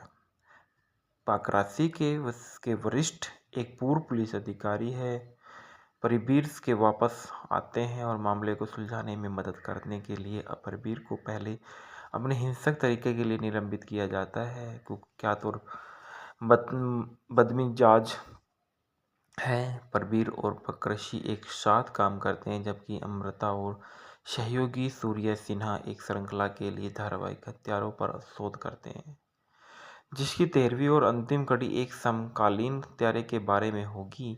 इस बीच उनकी कवि निब्रोन चक्रवर्ती को खुद को हंगी जनरेशन का हिस्सा मानते हैं। रात में कविता पाठ करते हुए कोलकाता घूमते हैं। सीरियल किलर पर शोध करते हुए अमृता एक जेल का दौरा करती है, जहां वार्डन को रफीक अहमद और 18 साल की कैद में उसका एकमात्र विश्वासपात्र याद आता है। निब्रोन चक्रवर्ती वह और सूर्या निब्रोन के घर पहुंच उससे पूछताछ करने जाते हैं। अपने नौकर स्वपन द्वारा अभिवादन किए जाने के बाद में आश्वस्त हो जाते हैं कि वह पागल है। जब निब्रोन कहता है कि उसकी रविंद्रनाथ से मुलाकात हुई है, वे रफ़ीक के बारे में जानने में लगभग सफल हो जाते हैं। जब सूर्य पुस्तक मेला आगजनी का उल्लेख करके उसे नाराज कर देता है, जिसके लिए उसे कैद किया जाता है। मामले की जांच करते समय पक्षी अमृता और सूर्य को एक साथ देखता है। ईर्ष्यालु और नशे में अभिजीत परवीर के घर जाता है और उसके दिल की बात कहता है।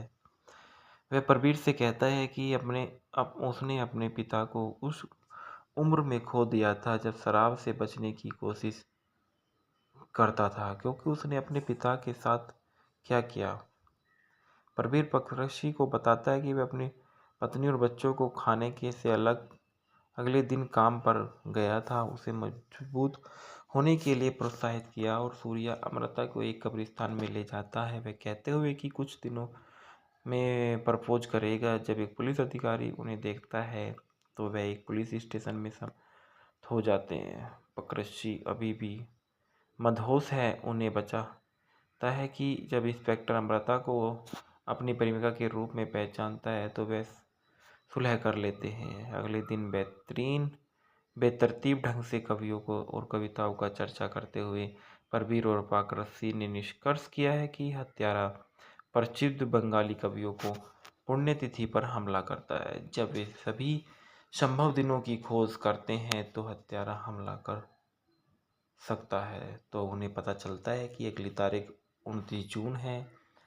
माइकल मधुसूदन दत्त की पुण्यतिथि अमृता पाकराशी को बताती है कि वह और सूर्य क्या कर रहे हैं, जिसमें निब्रोन के साथ साक्षात्कार की भी शामिल है। वह उसे आश्वस्त करता है कि निब्रोन हत्यारा है, खासकर जब स्वप्न परवीर को अपने नियोक्ता के शहर के चारों ओर घूमने के बारे में बताता है और दोनों पत्रकारों के रूप में निब्रोन जाते हैं और हंगी जनरेशन पर उनके रुख को समझने की कोशिश करते हैं और यह स्पष्ट हो जाता है कि निब्रोन आंदोलन को विफल नहीं मानते और वर्षों पहले पुस्तक मेले में अपने कई द्वारा की गई आगजनी के लिए कोई खेद नहीं है। पकराशी और परवीर उस भयानक रात में निब्रोन के घर की निगरानी करते हैं।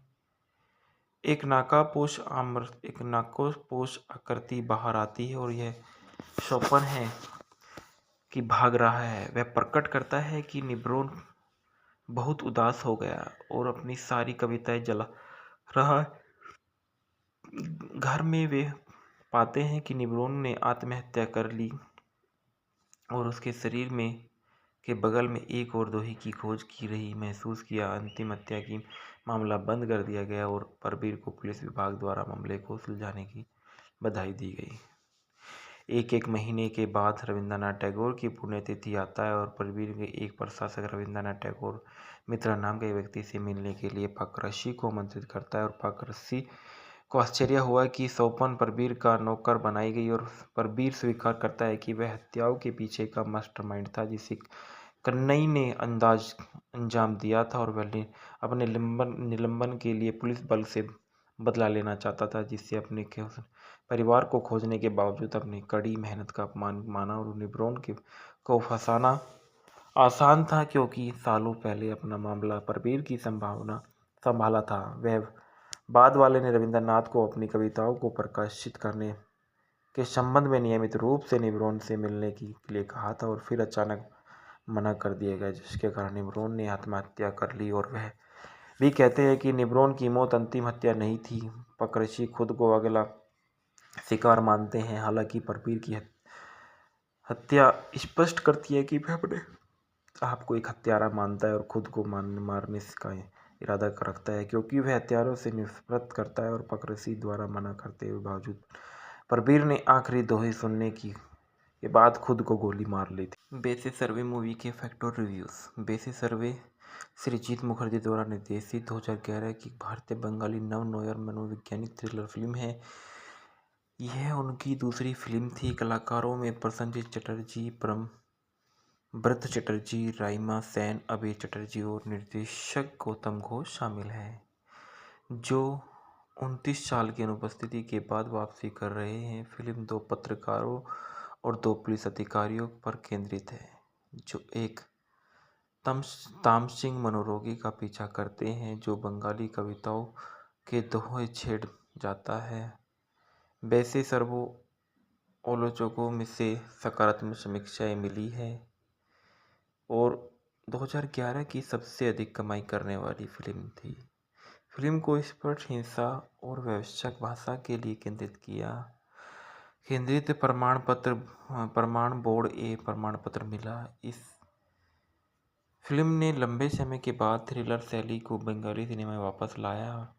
फिल्म का मुख्य कथानक सन 1995 की क्राइम थ्रिलर 7 और 2008 की ड्रामा थ्रिलर राइटियस किल पर आधारित है। फिल्म का सीक्वल 23 जनवरी 2020 को रिलीज किया गया था, जिसका शीर्षक द्वितीय पुरुष है, जिसका निर्देशन सुजीत मुखर्जी ने ब्रह्मव्रत चट्टोपाध्याय, अभय चटर्जी और राइमा सेन के साथ किया था। अपनी भूमिकाओं को दोहरा रहे हैं। फिल्म का निर्देशक सृजीत मुखर्जी ने किया, लेखक सृजीत मुखर्जी है, उत्पादक श्री वेंकटेश फिल्म है और अभिनेत्री प्रसन्नजीत चटर्जी, ब्रत चटर्जी और राइमा सेन है। अभय चटर्जी है, गौतम घोष है। छायांकन सौमिक हल्दर का है, संपादित बोधादित्य बनर्जी का है, संगीत अनुपम रॉय ने दिए हैं। रिलीज की तारीख 30 सितंबर 2011 है। कार्यक्रम 140 मिनट का है। देश भारत, भाषा बंगाली, बजट 1.45 करोड़ का है। बॉक्स ऑफिस पर 3.3 करोड़ एकत्रित किए। कथानक पूरे कोलकाता में कई हत्याएं हुई जिसके लिए एक सीरियल किलर को जिम्मेदार माना जाता है। हत्यारी बंगाली कविता के छंदों के अनुसार हमला करता है, जिसे वह पीड़ितों को बगल में छोड़ देता है। पुलिस चिकित है कि मुख्य जासूस अभिनेत्री पाकराशी मामलों को सुलझाने के लिए संघर्ष करता है, जो प्रेमिका अमृता मुखर्जी के साथ अपने संबंधों को भारी पड़ता है। पाकरासी के वरिष्ठ एक पूर्व पुलिस अधिकारी है। परबीर के वापस आते हैं और मामले को सुलझाने में मदद करने के लिए परबीर को पहले अपने हिंसक तरीके के लिए निलंबित किया जाता है। कुख्यात और बदमिजाज है। परबीर और पाकरासी एक साथ काम करते हैं, जबकि अमृता और सहयोगी सूर्य सिन्हा एक श्रृंखला के लिए धारावाहिक हत्यारों पर शोध करते हैं, जिसकी 13वीं और अंतिम कड़ी एक समकालीन हत्यारे के बारे में होगी। इस बीच उनकी कवि निब्रोन चक्रवर्ती को खुद को हंगी जनरेशन का हिस्सा मानते हैं। रात में कविता पाठ करते हुए कोलकाता घूमते हैं। सीरियल किलर पर शोध करते हुए अमृता एक जेल का दौरा करती है, जहां वार्डन को रफीक अहमद और 18 साल की कैद में उसका एकमात्र विश्वासपात्र याद आता है। निब्रोन चक्रवर्ती वह और सूर्या निब्रोन के घर पहुंच उससे पूछताछ करने जाते हैं। अपने नौकर स्वपन द्वारा अभिवादन किए के बाद में आश्वस्त हो जाते हैं कि वह पागल है। जब निब्रोन कहता है कि उसकी रविंद्रनाथ से मुलाकात हुई है, वे रफ़ीक के बारे में जानने में लगभग सफल हो जाते हैं। जब सूर्य पुस्तक मेला आगजनी का उल्लेख करके उसे नाराज कर देता है, जिसके लिए उसे कैद किया जाता है। मामले की जांच करते समय पक्षी अमृता और सूर्य को एक साथ देखता है। ईर्ष्यालु और नशे में अभिजीत परबीर के घर जाता है और उसके दिल की बात कहता है। वह परबीर से कहता है कि उसने अपने पिता को उस उम्र में खो दिया था जब शराब से बचने की कोशिश करता था, क्योंकि उसने अपने पिता के साथ क्या किया। परबीर पाकरासी को बताता है कि वह अपनी पत्नी और बच्चों को खाने के से अगले दिन काम पर गया था। उसे मजबूत होने के लिए प्रोत्साहित किया और सूर्या अमृता को एक कब्रिस्तान में ले जाता है, वह कहते हुए कि कुछ दिनों में प्रपोज करेगा। जब एक पुलिस अधिकारी उन्हें देखता है तो वह एक पुलिस स्टेशन में समाप्त हो जाते हैं। पाकरासी अभी भी मदहोश है, उन्हें बचाता है कि जब इंस्पेक्टर अमृता को अपनी प्रेमिका के रूप में पहचानता है तो वह सुलह कर लेते हैं। अगले दिन बेतरतीब ढंग से कवियों को और कविताओं का चर्चा करते हुए परबीर और पाकरासी ने निष्कर्ष किया है कि हत्यारा प्रसिद्ध बंगाली कवियों को पुण्यतिथि पर हमला करता है। जब वे सभी संभव दिनों की खोज करते हैं तो हत्यारा हमला कर सकता है, तो उन्हें पता चलता है कि अगली तारीख 29 जून है।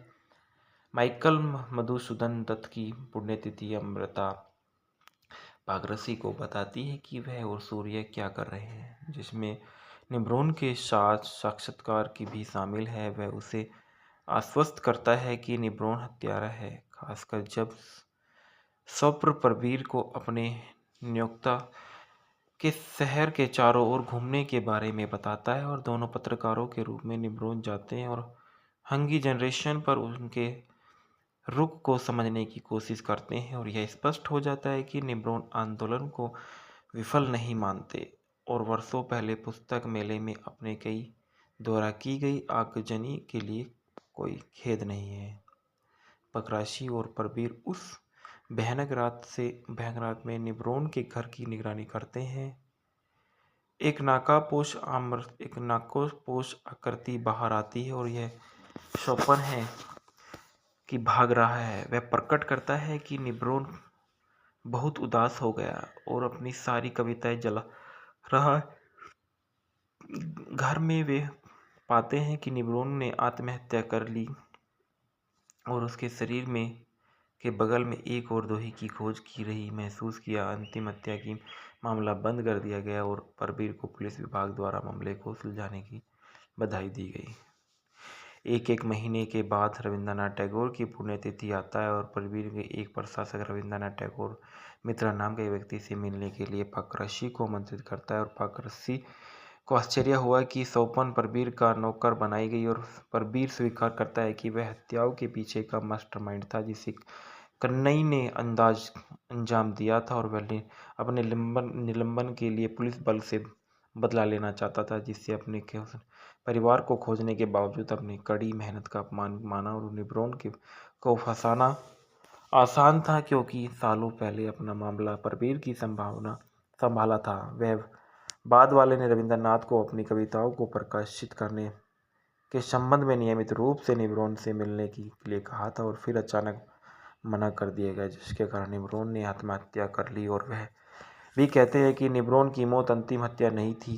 पकरशी खुद को अगला शिकार मानते हैं। हालांकि परवीर की हत्या स्पष्ट करती है कि वह अपने आप को एक हत्यारा मानता है और खुद को मारने का इरादा रखता है, क्योंकि वह हत्यारों से नफरत करता है। और पकरशी द्वारा मना करते हुए बावजूद परवीर ने आखिरी दोहे सुनने के बाद खुद को गोली मार ली। बेसिस सर्वे मूवी के फैक्ट और रिव्यूज़। बेसिस सर्वे सृजीत मुखर्जी द्वारा निर्देशित 2011 की भारतीय बंगाली नव नोयर मनोवैज्ञानिक थ्रिलर फिल्म है।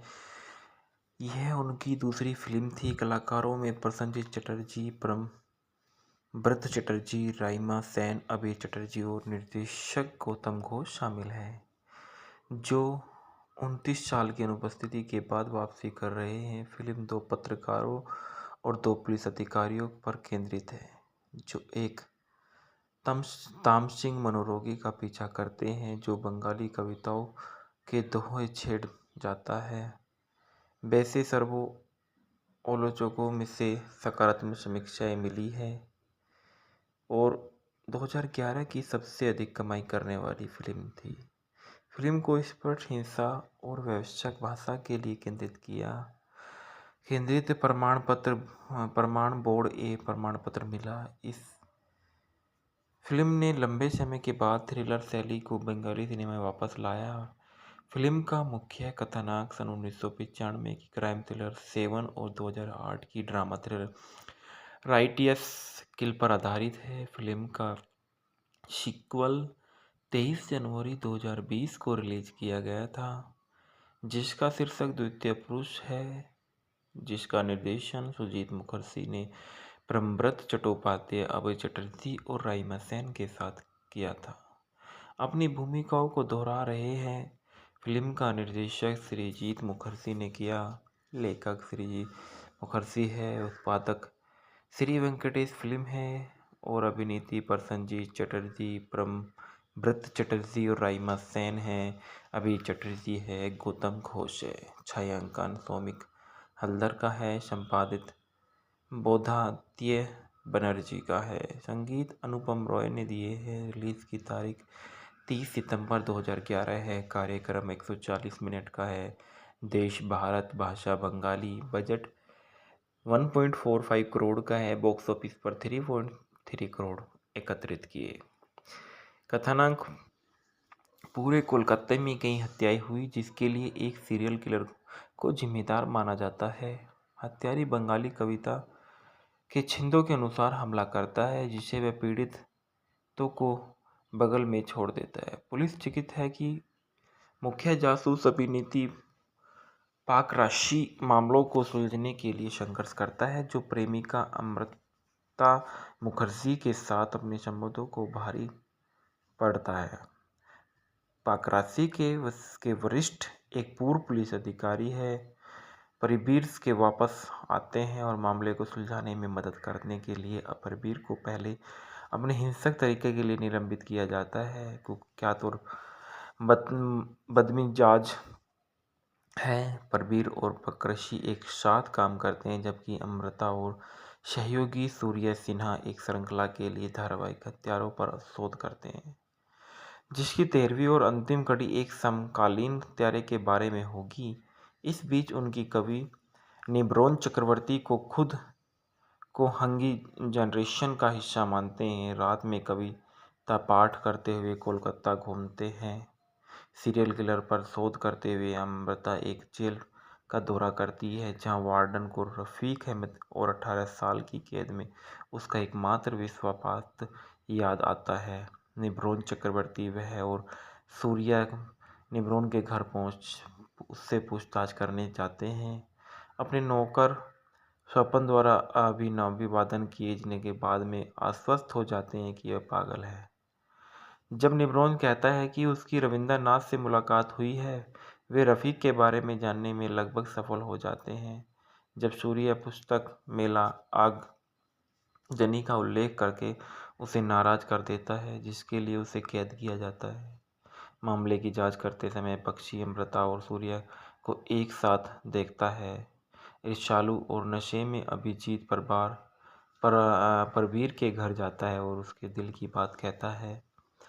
वह परवीर से कहता है कि उसने अपने पिता को उस उम्र में खो दिया था जब शराब से बचने की कोशिश करता था, क्योंकि उसने अपने पिता के साथ क्या किया।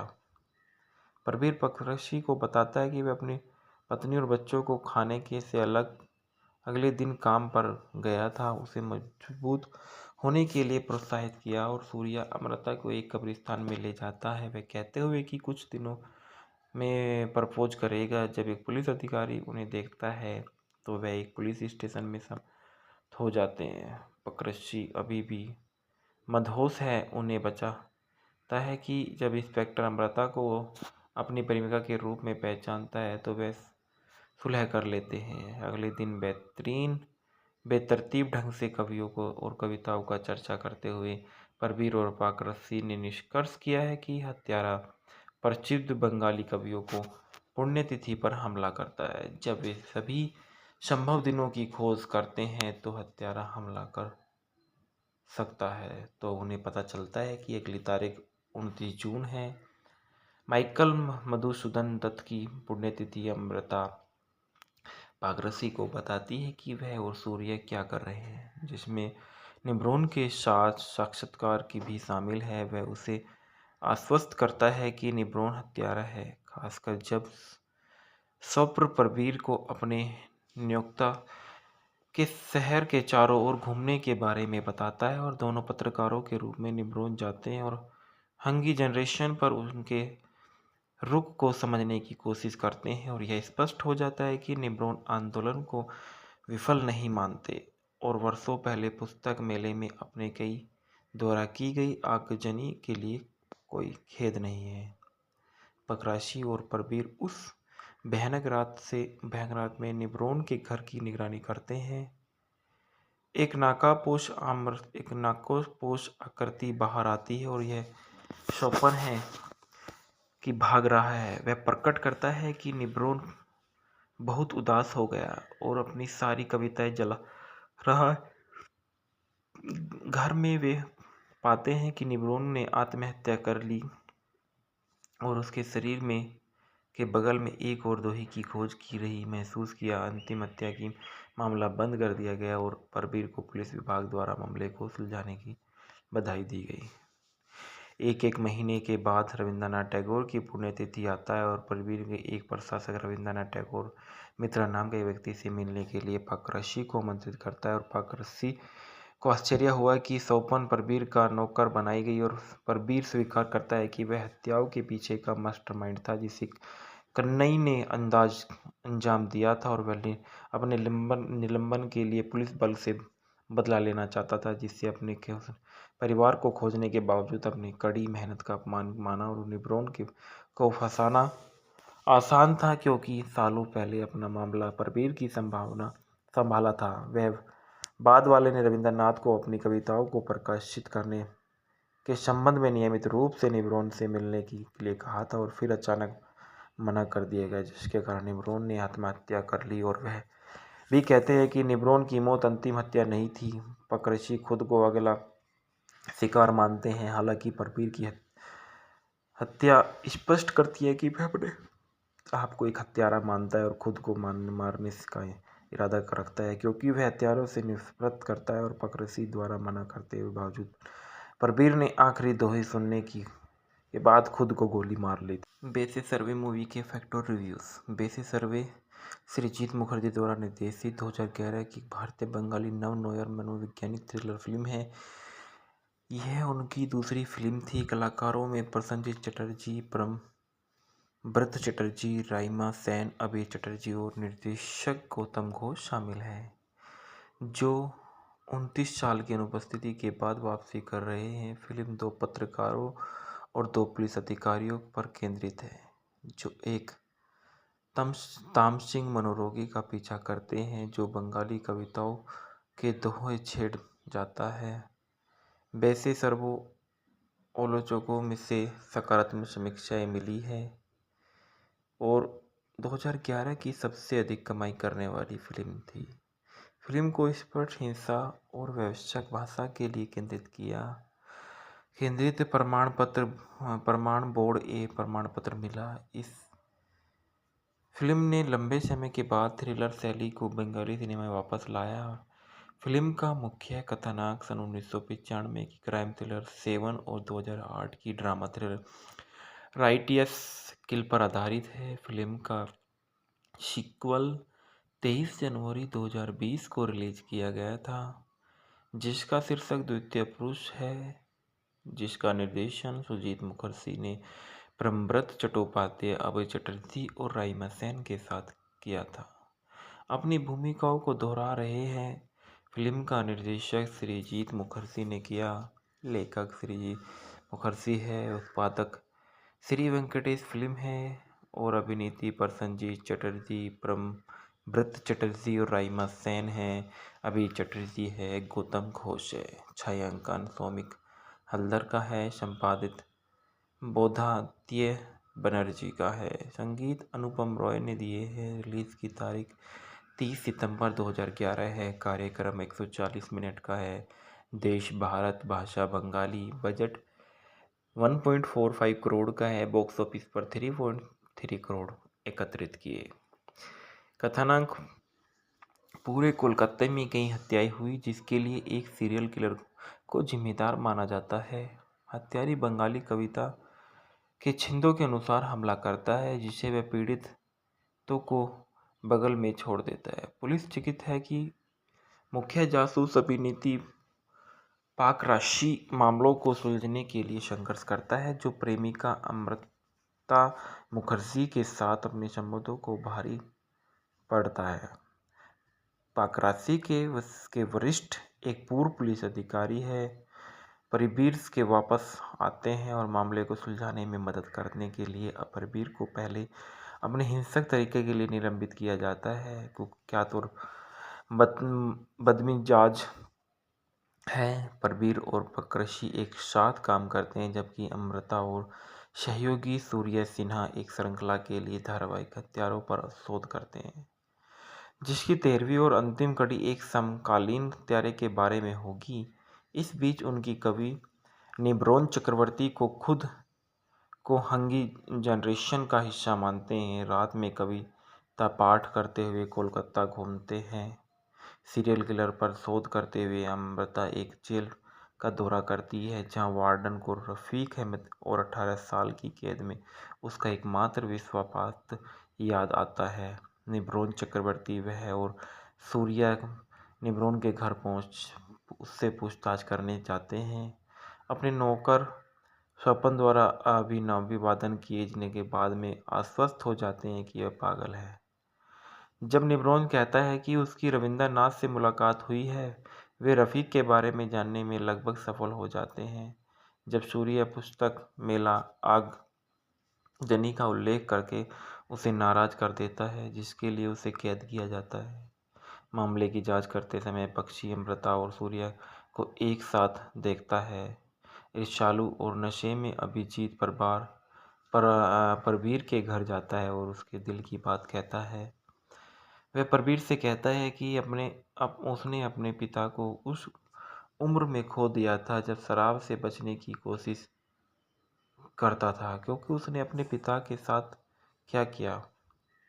परबीर पाकराशी को बताता है कि वह अपनी पत्नी और बच्चों को खाने के से अगले दिन काम पर गया था, उसे मजबूत होने के लिए प्रोत्साहित किया और सूर्या अमृता को एक कब्रिस्तान में ले जाता है, वह कहते हुए कि कुछ दिनों में प्रपोज करेगा। जब एक पुलिस अधिकारी उन्हें देखता है तो वह एक पुलिस स्टेशन में समाप्त हो जाते हैं। पाकराशी अभी भी मदहोश है, उन्हें बचाता है कि जब इंस्पेक्टर अमृता को अपनी प्रेमिका के रूप में पहचानता है तो वे सुलह कर लेते हैं। अगले दिन बेतरतीब ढंग से कवियों को और कविताओं का चर्चा करते हुए परबीर और पाकराशी ने निष्कर्ष किया है कि हत्यारा प्रसिद्ध बंगाली कवियों को पुण्यतिथि पर हमला करता है। जब वे सभी संभव दिनों की खोज करते हैं तो हत्यारा हमला कर सकता है, तो उन्हें पता चलता है कि अगली तारीख 29 जून है। माइकल मधुसूदन दत्त की पुण्यतिथि अमृता पागरसी को बताती है कि वह और सूर्य क्या कर रहे हैं, जिसमें निब्रोन के साथ साक्षात्कार की भी शामिल है। वह उसे आश्वस्त करता है कि निब्रोन हत्यारा है, खासकर जब स्वप्न प्रवीर को अपने नियोक्ता के शहर के चारों ओर घूमने के बारे में बताता है और दोनों पत्रकारों के रूप में निब्रोन जाते हैं और हंगी जनरेशन पर उनके रुख को समझने की कोशिश करते हैं। और यह स्पष्ट हो जाता है कि निब्रोन आंदोलन को विफल नहीं मानते और वर्षों पहले पुस्तक मेले में अपने कई द्वारा की गई आगजनी के लिए कोई खेद नहीं है। पकराशी और प्रवीर उस भयानक रात में निब्रोन के घर की निगरानी करते हैं। एक नाकापोश आकृति बाहर आती है और यह शोपन है कि भाग रहा है। वह प्रकट करता है कि निब्रोन बहुत उदास हो गया और अपनी सारी कविताएं जला रहा है। घर में वे पाते हैं कि निब्रोन ने आत्महत्या कर ली और उसके शरीर में के बगल में एक और दोही की खोज की रही महसूस किया। अंतिम हत्या की मामला बंद कर दिया गया और प्रवीर को पुलिस विभाग द्वारा मामले को सुलझाने की बधाई दी गई।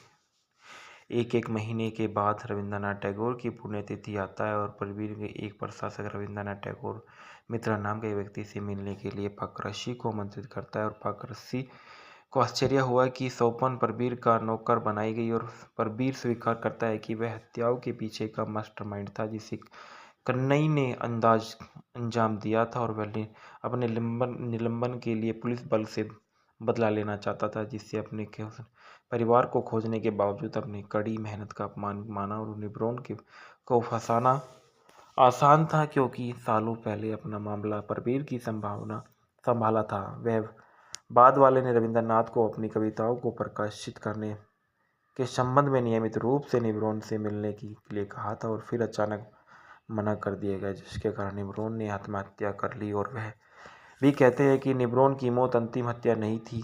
पाकरसी खुद को अगला शिकार मानते हैं, हालांकि प्रवीर की हत्या स्पष्ट करती है कि वह अपने आप को एक हत्यारा मानता है और खुद को मारने का इरादा रखता है, क्योंकि वह हत्यारों से नफरत करता है। और पाकरसी द्वारा मना करते हुए बावजूद प्रवीर ने आखिरी दोहे सुनने के बाद खुद को गोली मार ली थी। बेसिस सर्वे मूवी के फैक्ट और रिव्यूज़। बेसिस सर्वे सृजीत मुखर्जी द्वारा निर्देशित 2011 की भारतीय बंगाली नव नोयर मनोवैज्ञानिक थ्रिलर फिल्म है।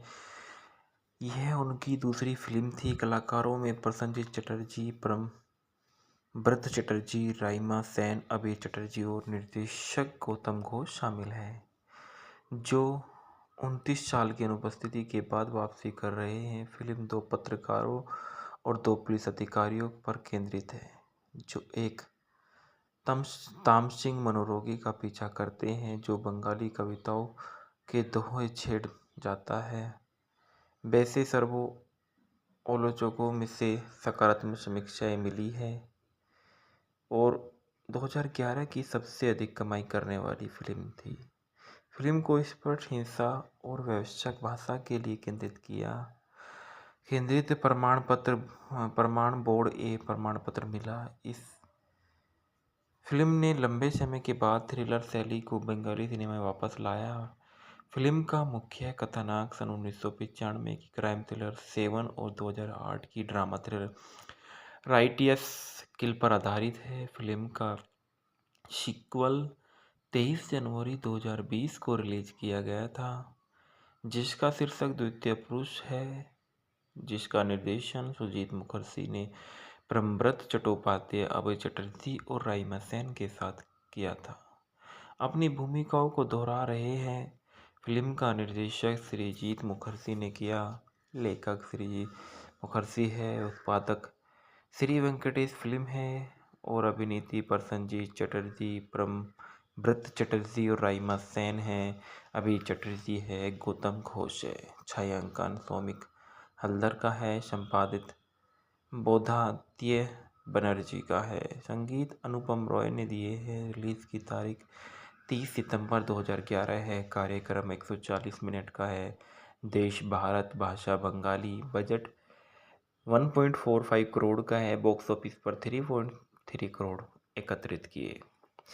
कथानक: पूरे कोलकाता में कई हत्याएं हुई जिसके लिए एक सीरियल किलर को जिम्मेदार माना जाता है। हत्यारी बंगाली कविता के छंदों के अनुसार हमला करता है जिसे वह पीड़ितों को बगल में छोड़ देता है। पुलिस चिकित है कि मुख्य जासूस अभिनेत्री पाकराशी मामलों को सुलझाने के लिए संघर्ष करता है जो प्रेमिका अमृता मुखर्जी के साथ अपने संबंधों को भारी पड़ता है। पाकराशी के वरिष्ठ एक पूर्व पुलिस अधिकारी है।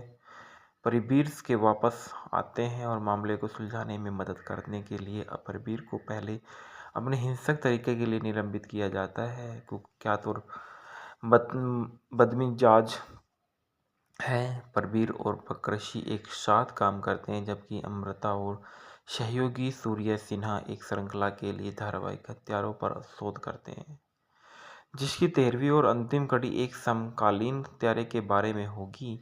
इस बीच उनकी कवि निब्रोन चक्रवर्ती को खुद को हंगी जनरेशन का हिस्सा मानते हैं। रात में कविता पाठ करते हुए कोलकाता घूमते हैं।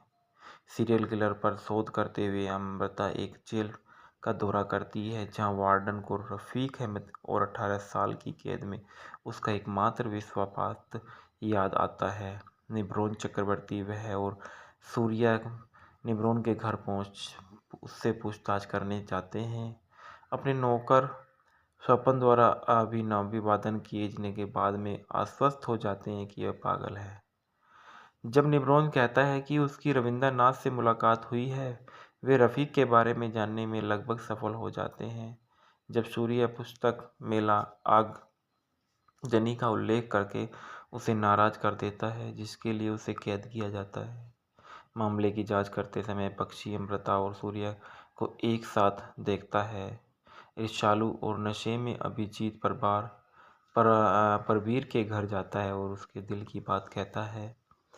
वह परबीर से कहता है कि उसने अपने पिता को उस उम्र में खो दिया था जब शराब से बचने की कोशिश करता था क्योंकि उसने अपने पिता के साथ क्या किया। परबीर पाकराशी को बताता है कि वह अपनी पत्नी और बच्चों को खाने के से अलग अगले दिन काम पर गया था। उसे मजबूत होने के लिए प्रोत्साहित किया और सूर्या अमृता को एक कब्रिस्तान में ले जाता है वह कहते हुए कि कुछ दिनों में प्रपोज करेगा। जब एक पुलिस अधिकारी उन्हें देखता है तो वह एक पुलिस स्टेशन में समाप्त हो जाते हैं। पाकराशी अभी भी मदहोश है। उन्हें बचाता है कि जब इंस्पेक्टर अमृता को अपनी प्रेमिका के रूप में पहचानता है तो वे सुलह कर लेते हैं। अगले दिन बेतरतीब ढंग से कवियों को और कविताओं का चर्चा करते हुए परबीर और पाकराशी ने निष्कर्ष किया है कि हत्यारा प्रसिद्ध बंगाली कवियों को पुण्यतिथि पर हमला करता है। जब वे सभी संभव दिनों की खोज करते हैं तो हत्यारा हमला कर सकता है तो उन्हें पता चलता है कि अगली तारीख 29 जून है। माइकल मधुसूदन दत्त की पुण्यतिथि अमृता पाकराशी को बताती है कि वह और सूर्य क्या कर रहे हैं जिसमें निब्रोन के साथ साक्षात्कार की भी शामिल है। वह उसे आश्वस्त करता है कि निब्रोन हत्यारा है खासकर जब स्वप्न परबीर को अपने नियोक्ता के शहर के चारों ओर घूमने के बारे में बताता है और दोनों पत्रकारों के रूप में निब्रोन जाते हैं और हंगी जनरेशन पर उनके रुख को समझने की कोशिश करते हैं और यह स्पष्ट हो जाता है कि निब्रोन आंदोलन को विफल नहीं मानते और वर्षों पहले पुस्तक मेले में अपने कई द्वारा की गई आगजनी के लिए कोई खेद नहीं है। पाकराशी और परबीर उस भयानक रात में निब्रोन के घर की निगरानी करते हैं। एक नाकापोश आकृति बाहर आती है और यह स्वप्न है कि भाग रहा है। वह प्रकट करता है कि निब्रोन बहुत उदास हो गया और अपनी सारी कविताएं जला रहा है। घर में वे पाते हैं कि निब्रोन ने आत्महत्या कर ली और उसके शरीर में के बगल में एक और दोही की खोज की रही महसूस किया। अंतिम हत्या की मामला बंद कर दिया गया और परवीर को पुलिस विभाग द्वारा मामले को सुलझाने की बधाई दी गई। एक महीने के बाद रविंद्रनाथ टैगोर की पुण्यतिथि आता है और परवीर के एक प्रशासक रविंद्रनाथ टैगोर मित्रा नाम के व्यक्ति से मिलने के लिए पाकरसी को आमंत्रित करता है और पाकरसी को आश्चर्य हुआ कि सौपन परवीर का नौकर बनाई गई और परवीर स्वीकार करता है कि वह हत्याओं के पीछे का मास्टरमाइंड था जिसे कन्नई ने अंजाम दिया था और वह अपने निलंबन के लिए पुलिस बल से बदला लेना चाहता था, जिससे अपने परिवार को खोजने के बावजूद अपनी कड़ी मेहनत का अपमान माना और निब्रोन को फंसाना आसान था क्योंकि सालों पहले अपना मामला परवीर की संभाला था। वह बाद वाले ने रविंद्रनाथ को अपनी कविताओं को प्रकाशित करने के संबंध में नियमित रूप से निब्रोन से मिलने के लिए कहा था और फिर अचानक मना कर दिया गया, जिसके कारण निब्रोन ने आत्महत्या कर ली। और वह भी कहते हैं कि निब्रोन की मौत अंतिम हत्या नहीं थी। पाकरसी खुद को अगला शिकार मानते हैं, हालांकि परवीर की हत्या स्पष्ट करती है कि वह अपने आप को एक हत्यारा मानता है और खुद को मारने का इरादा रखता है क्योंकि वह हत्यारों से नफरत करता है। और पाकरसी द्वारा मना करते हुए बावजूद परवीर ने आखिरी दोही सुनने के बाद खुद को गोली मार ली थी। बेसिस सर्वे मूवी के फैक्ट और रिव्यूज़। बेसिस सर्वे सृजित मुखर्जी द्वारा निर्देशित 2011 की भारतीय बंगाली नव नोयर मनोवैज्ञानिक थ्रिलर फिल्म है। यह उनकी दूसरी फिल्म थी। कलाकारों में प्रसन्नजीत चटर्जी, ब्रत चटर्जी, राइमा सेन, अभय चटर्जी और निर्देशक गौतम घोष शामिल हैं, जो 29 साल की अनुपस्थिति के बाद वापसी कर रहे हैं। फिल्म 2 पत्रकारों और 2 पुलिस अधिकारियों पर केंद्रित है, जो एक तामसिंग मनोरोगी का पीछा करते हैं जो बंगाली कविताओं के दोहे छेड़ जाता है। वैसे सर्वो आलोचकों में से सकारात्मक समीक्षाएं मिली है और 2011 की सबसे अधिक कमाई करने वाली फिल्म थी। फिल्म को स्पष्ट हिंसा और वैश्विक भाषा के लिए केंद्रित प्रमाण बोर्ड ए प्रमाण पत्र मिला। इस फिल्म ने लंबे समय के बाद थ्रिलर शैली को बंगाली सिनेमा में वापस लाया। फिल्म का मुख्य कथानक सन 1995 की क्राइम थ्रिलर 7 और 2008 की ड्रामा थ्रिलर राइटियस किल पर आधारित है। फिल्म का सीक्वल 23 जनवरी 2020 को रिलीज किया गया था, जिसका शीर्षक द्वितीय पुरुष है, जिसका निर्देशन सुजीत मुखर्जी ने ब्रह्मव्रत चट्टोपाध्याय, अभय चटर्जी और राइमा सेन के साथ किया था। अपनी भूमिकाओं को दोहरा रहे हैं। फिल्म का निर्देशक सृजित मुखर्जी ने किया, लेखक सृजित मुखर्जी है, उत्पादक श्री वेंकटेश फिल्म है और अभिनेत्री प्रसन्नजीत चटर्जी, ब्रत चटर्जी और राइमा सेन है। अभय चटर्जी है, गौतम घोष है। छायांकन सौमिक हल्दर का है, संपादित बोधादित्य बनर्जी का है, संगीत अनुपम रॉय ने दिए हैं। रिलीज की तारीख 30 सितंबर 2011 है। कार्यक्रम 140 मिनट का है। देश भारत, भाषा बंगाली, बजट 1.45 करोड़ का है। बॉक्स ऑफिस पर 3.3 करोड़ एकत्रित किए। कथानक पूरे कोलकाता में कई हत्याएं हुई जिसके लिए एक सीरियल किलर को जिम्मेदार माना जाता है। हत्यारी बंगाली कविता के छंदों के अनुसार हमला करता है, जिसे वह पीड़ितों को बगल में छोड़ देता है। पुलिस चिंतित है कि मुख्य जासूस अभिनेत्री पाकराशी मामलों को सुलझाने के लिए संघर्ष करता है, जो प्रेमिका अमृता मुखर्जी के साथ अपने संबंधों को भारी पड़ता है। पाकराशी के वरिष्ठ एक पूर्व पुलिस अधिकारी है, परवीर के वापस आते हैं और मामले को सुलझाने में मदद करने के लिए परवीर को पहले अपने हिंसक तरीके के लिए निलंबित किया जाता है। कुख्यात और बदमिजाज है। परवीर और पाकरसी एक साथ काम करते हैं, जबकि अमृता और सहयोगी सूर्य सिन्हा एक श्रृंखला के लिए धारावाहिक हत्यारों पर शोध करते हैं, जिसकी 13वीं और अंतिम कड़ी एक समकालीन हत्यारे के बारे में होगी। इस बीच उनकी कवि निब्रोन चक्रवर्ती को खुद को हंगी जनरेशन का हिस्सा मानते हैं। रात में कविता पाठ करते हुए कोलकाता घूमते हैं। सीरियल किलर पर शोध करते हुए अमृता एक जेल का दौरा करती है जहां वार्डन को रफ़ीक अहमद और 18 साल की कैद में उसका एकमात्र विश्वासपात्र याद आता है। निब्रोन चक्रवर्ती वह और सूर्या निब्रोन के घर पहुंच उससे पूछताछ करने जाते हैं। अपने नौकर स्वपन द्वारा अभिवादन किए जाने के बाद में आश्वस्त हो जाते हैं कि वह पागल है। जब निब्रोन कहता है कि उसकी रविंद्रनाथ से मुलाकात हुई है, वे रफ़ीक के बारे में जानने में लगभग सफल हो जाते हैं। जब सूर्य पुस्तक मेला आगजनी का उल्लेख करके उसे नाराज कर देता है, जिसके लिए उसे कैद किया जाता है। मामले की जांच करते समय पक्षी अमृता और सूर्य को एक साथ देखता है। ईर्ष्यालु और नशे में अभिजीत परवीर के घर जाता है और उसके दिल की बात कहता है। वह परवीर से कहता है कि उसने अपने पिता को उस उम्र में खो दिया था जब शराब से बचने की कोशिश करता था, क्योंकि उसने अपने पिता के साथ क्या किया।